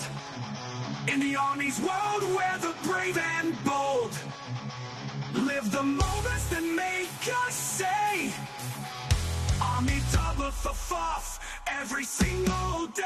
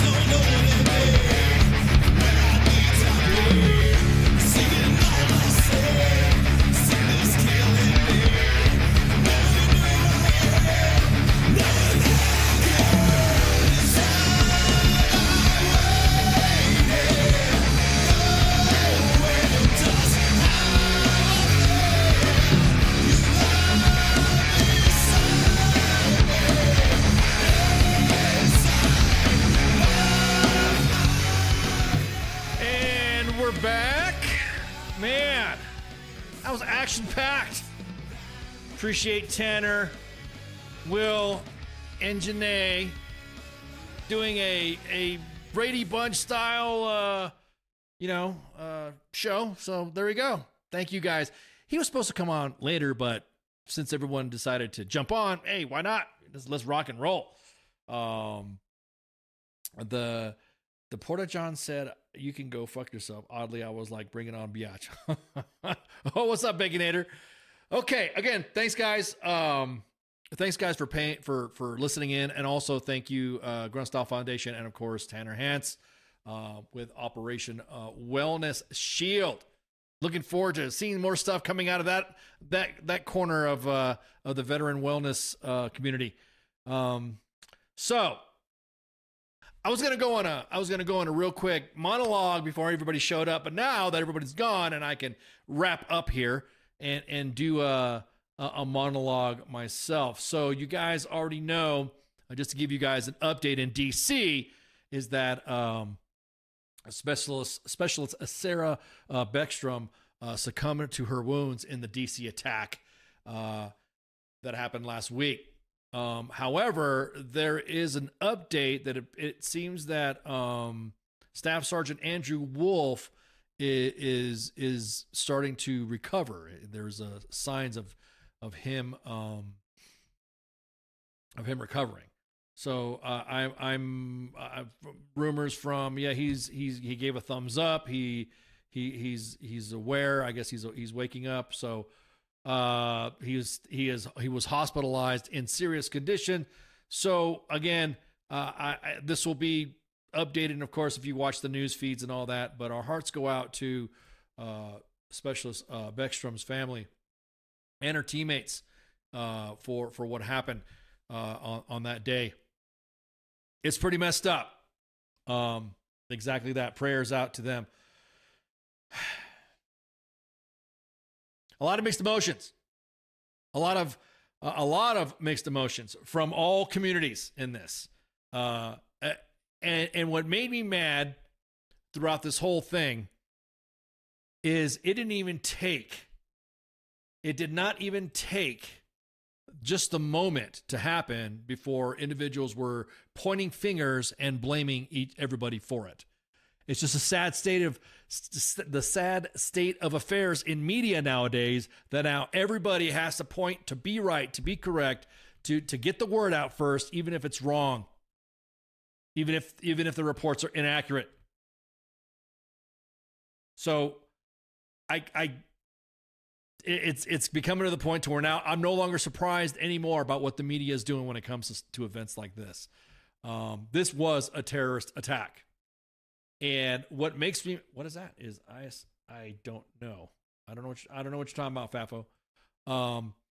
What makes me mad is that immediately everyone jumped to everything and anything on almost, it seemed like it's justification, or there might been some reasons on why this happened. Hey, look, you attack a brother and sister in uniform. You're not gonna convince me otherwise. You attacked a brother and sister in uniform, and one of them died. Again, prayers and condolences to her family. But again, I you guys know me. I could blab. I could talk. Even for somebody like me, I was a loss of words on what had happened. And it is gone to, this is fucked up. Oh my God, I'm so sorry. Oh, I'm so sad. This is upsetting, blah, blah, blah. And now it has come to now it's politicized so bad it's unreal. Now to the point to where now people are looking at, well, maybe the attacker who was a member of a program that was alongside our soldiers in Afghanistan. And now you guys know I'm a big advocate on, ensuring our Afghan allies are being fucking squared away and all that. We fucked them over. We did fuck them over. However, there's no fucking excuse for anybody to do what they did and then blame it because of that, because of whatever processes are for whatever. you know, we always kind of like, I don't want to say joke around, but we've always been like the hey, there's no way the media will turn this into like a Rolling Stone incident. And I'm like, you know what? Just by the underlying tone of everyone talking about how this guy, the terrorist, who attacked those guardsmen, we should look into the reason why. Why is it? And I said, you know, I think these guys are trying to fucking do the Rolling Stone bit. You guys remember with Rolling Stone when the marathon bombers, and I said they're going to try to Rolling Stone the guy, saying that, oh well, you know, he has problems. He was having mental issues, and the processes that were happening. I'm gonna tell you what. There's a lot of processes that I have happening too in my life. There's a lot of processes that veterans are going through and soldiers have gone through that people have gone that have not given them any fucking reason. Any fucking reason to do anything to them. I've never thought of it ever. That because I was frustrated in life that I would take action on my fellow comrades, in my brothers and sisters in arms, in uniform, in a brazen daylight attack. I would never do it. I would never say that the shooter felt abandoned by the CIA. I'm working 9-10 years for the CIA and they never answer my phone call. Dude. No, it's not propaganda. No shit.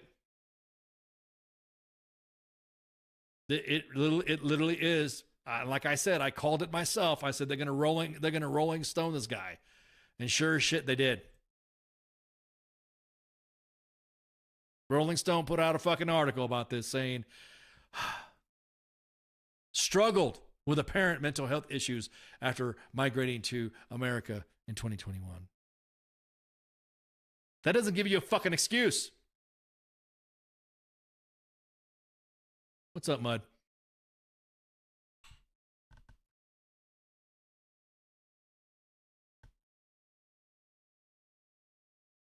So the CIA leaks messages of the shooters communicating with the CIA to prove that Rolling Stone that the CIA wasn't working with the shooter. In fact, even though he was supposedly working with the shooter, a lot of comments came out of this.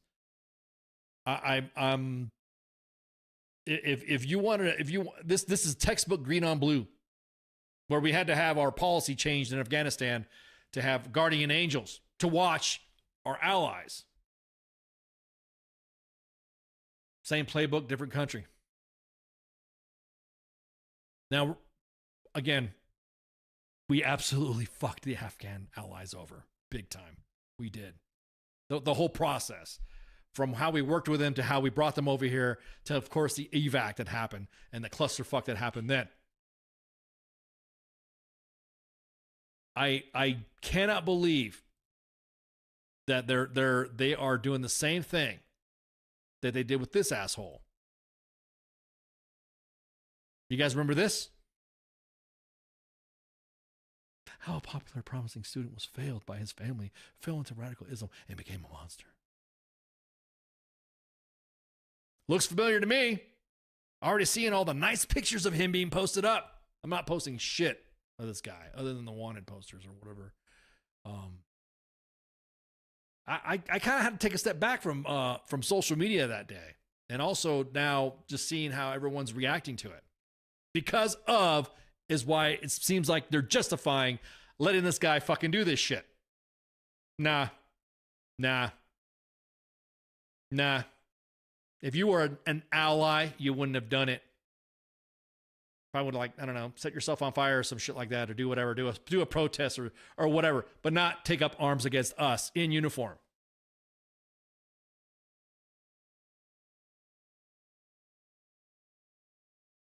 America just needs to pull back, in my opinion. It's getting dumb as fuck. Pull back at what? Bacon Ender, you talking about pulling back on support with everybody?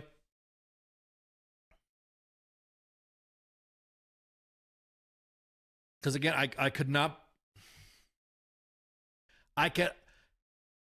Again, now mind you, I could speak to you in several languages to get a point across, and I couldn't even spit anything out. that you would absolutely think that any justification that you're making is why. It's almost like you're desensitizing everybody to make him feel. I don't feel sorry for you, dude. I do not fucking feel sorry. Once you take, and we've said this before on WTF Nation Radio too. If you're a veteran and you point a gun, any weapon at your teammates, anybody in uniform, I don't give a fuck if you get aerated out. If you were a supposed ally, not no more. I'm just blown away. Just blown away that everybody decided to say, oh, has everyone thought about his mental, how he's feeling? He's having issues. It's a mental thing. He must be going through some problems. What? You want me to feel sorry for him when there's a dead specialist and a critically wounded staff sergeant in the hospital? You want me to all of a sudden, think about his mental health. I'm the comparisons, the back and forth, the well, you got to think about, or what about, because of, doesn't justify shit. They should set his ass on fire. They should set his ass on fire, or have him suffer the same fate that those two soldiers endured. Again, I'm just, and if anybody talks about it, or anybody is again, all of a sudden, of course, they like to try to connect it to Trump, Hegseth, illegal orders and stuff like that, just because they're like, no, dude, these are two different events. Two different. Exactly that, Jose. The issue is complex, but he went after our own. You're no longer our own. You're no longer part of our own group if you go after us. Now, of course, President Trump has stopped anyone from coming in on this program. Now I think it's like a hold indefinite or something like that. I don't know. I got to get some, I guess refugee status or something like that, or part of that. I'll have to Afghan relocation. Hang on, let me double check. I don't want to fuck this up. I have people in my fucking DMs. You said it wrong. You know, there are Afghans right now that are saying, "What the fuck?" That have said, "Hey, I condemn this shooting. May she rest in peace. Violence on those who protect us is for 60 years. Afghans have stood on the front lines of counterterrorism. We remain committed to peace and security." That's one comment that I saw. I saw another Afghan saying, "Look, it's going to get fucking worse because we don't know who we let in. We don't know what vetting process we in." Everyone's going back and forth and talking about, nah.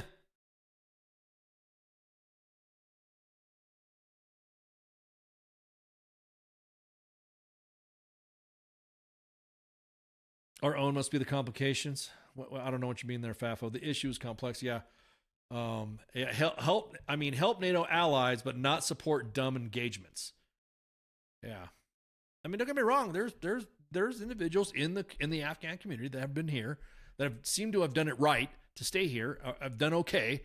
That you know, their heart. I mean, well placed. I'm not disrespecting them. I'm not going to discount what they've said. But you cannot expect. What do you expect when we halt programs like this? When we halt relocations of some of our Afghan allies to increase vetting? You can't help it. You can't help it. Oh, it was just a one-off. No, it's not just a one-off. It's not just a one-off. At this point, it's okay to revet. It's okay to close things down for a minute so you can get a relook with a different lens and see what went wrong. Or see what processes, whatever. But mental health? Nah. Don't even come with me with that shit. Because on November 29th, there was an Afghan national brought to the U.S. in the same operation as the National Guard shooter had been arrested for making a terroristic threat.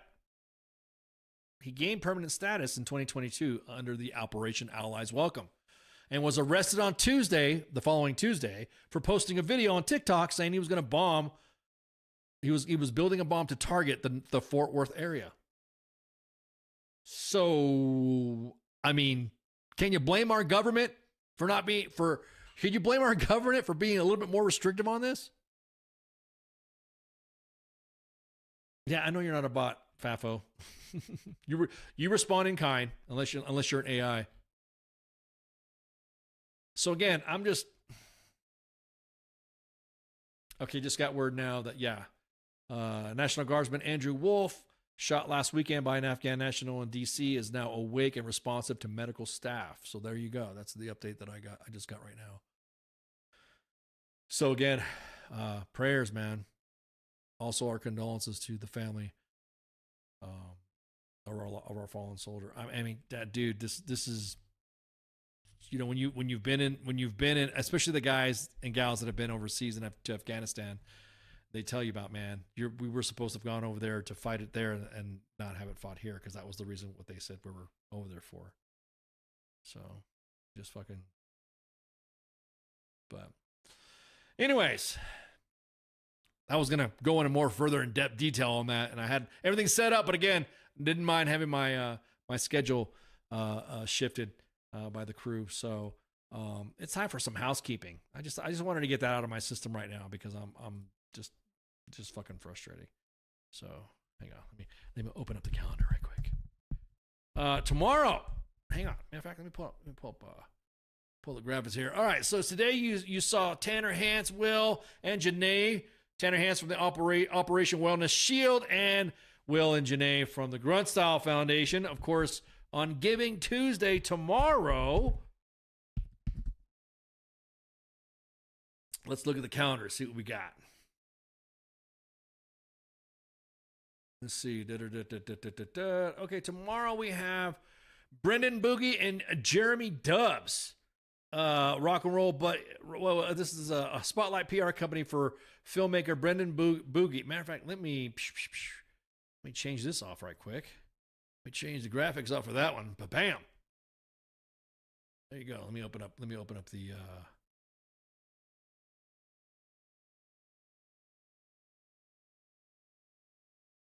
There we go.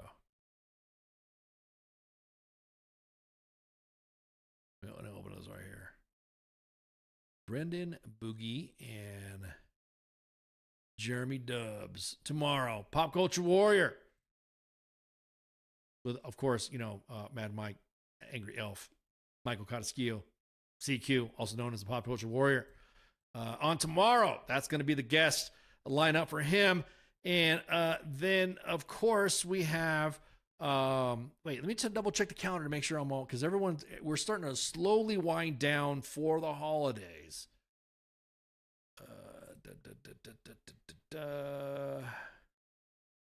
So I will not be broadcasting Soren's Time. I won't be back until the 15th. I think I got a guess then too. But let's see, PCW giveaways. Let's see. It looks like we have Sports Bar and a Smoke Pit. It looks like that's still a go. No Sergeant's Time with me and Spanky. No Soren's Time at all for the next 2 weeks, and no Monday edition. But you might see me poking around here and there. Don't say Donza. Don't say Donza Mud. And let me look right here. The station will be closed for the holiday. We were going to have our Christmas Exodus. CQ wanted to make sure I got this out here. The 21st to the 5th. 1, 2, 3, 4, 5th.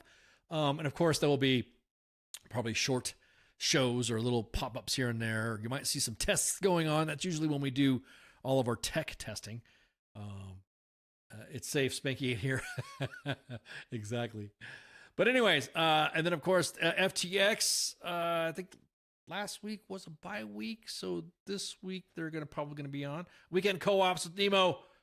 He will be off Sunday. So yeah, so weekend co-ops is still happening. And of course, The King and Me with the actual King Smith and his wife, Michelle. And then of course, moi, the Monday edition. Make sure you share, like, and follow. We're broadcasting live on 5 different platforms. 2 Facebook pages at U.S. Army WTF Moments and WTF Nation Radio. 2 YouTube pages at U.S. Army WTF Moments and WTF Nation Radio. And, of course, X, formerly known as Twitter. I think that's it. Thank you everybody for hanging out. I think we're all good, right? We're all easy peasy, lemon squeezy. Can you say that? Stop wearing my daddy's hat, little boy. Huh? I don't know who you're talking to, Fafo. Anyway, make sure you all have a good one, and hope you all had a good Thanksgiving, and I'm looking forward to rolling into the Christmas time. Make sure you start drinking your eggnog, because everybody knows nog is life. See ya. We don't want to be here. Night. Hey, this is SEAC retired John Wayne Troxel. You're listening to WTF Nation Radio, the station of choice for all of the badass MFers on the planet. The voice of U.S. Army, WTF Moments. This is WTF Nation Radio.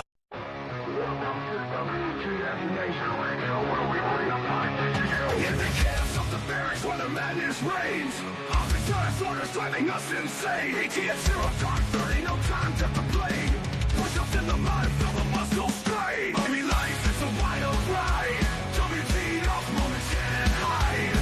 Through the fire we survive, in the ranks we thrive.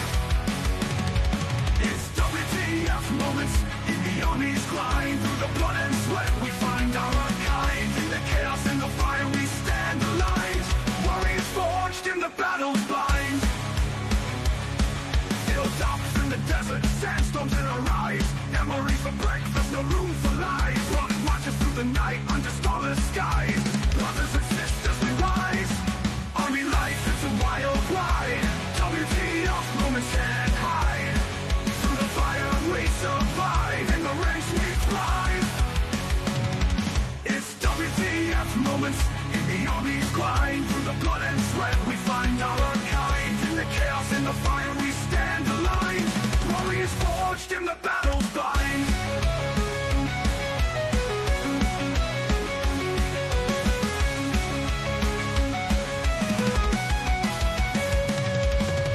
Drill sergeant's fury echoing in the air. Discipline and duty we all must bear. Battle bodies by our side in the fight we share. In the face of danger we dare. Army life, it's a wild ride. WTF moments can't hide. Through the fire we survive, in the ranks we thrive. It's WTF moments in the Army's grind. Through the blood and sweat we find our kind. In the chaos and the fire we stand aligned. Warriors forged in the battle's bind. Zones and firefights, adrenaline's rush. Silent nights, broken by the enemy's hush. Medics on the move in the heat of the crush. In the heart of battle we trust. It's WTF moments in the Army's grind. Through the blood and sweat we find out our kind. In the chaos and the fire we stand aligned. Warriors forged in the battle. Army life, it's a wild ride. WTF moments can't hide. Through the fire we survive. In the ranks we thrive.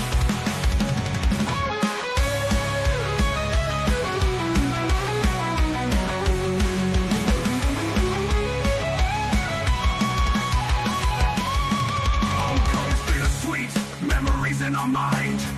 Brothers lost but never left behind. Army WTF moments in the stories we find. In the Army's embrace, we're forever entwined. It's WTF moments in the Army's grind. Through the blood and sweat we find our kind. In the chaos and the fire we stand aligned.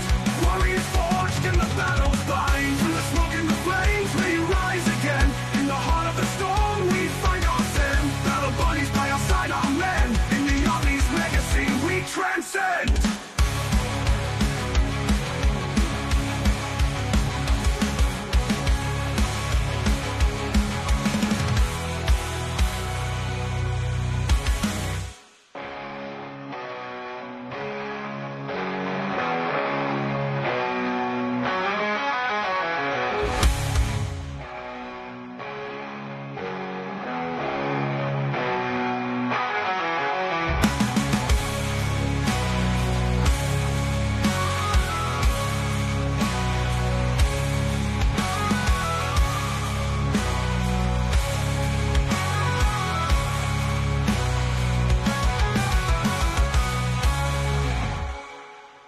Everything stated on WTF Nation Radio is to be considered the opinion of the person that stated it, and not an official representation of WTF Nation Radio or U.S. Army WTF Moments. Price does not include tax, title, or license. Some assembly required. Each item sold separately. Batteries not included. Objects in mirror are closer than they appear. If conditions persist, contact a physician. Individual results may vary. Keep out of the reach of children. Avoid prolonged exposure to direct sunlight. Keep in a cool, dark place. And please enjoy the show. Shots.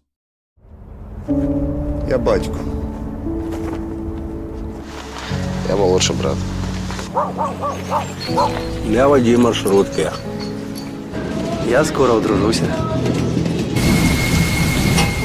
Я фанат-шахтер. Начальник отдела продаж. Я прораб. Я программист. Я свидетель на свадьбе. Борщица. Дядя Юра, таксист. Я вчитель фізкультури. Я студент-геолог. У мене своя фірма. Я кращий друг зі школи. Я сусід, який завжди стукає по батареї. Я єдиний син.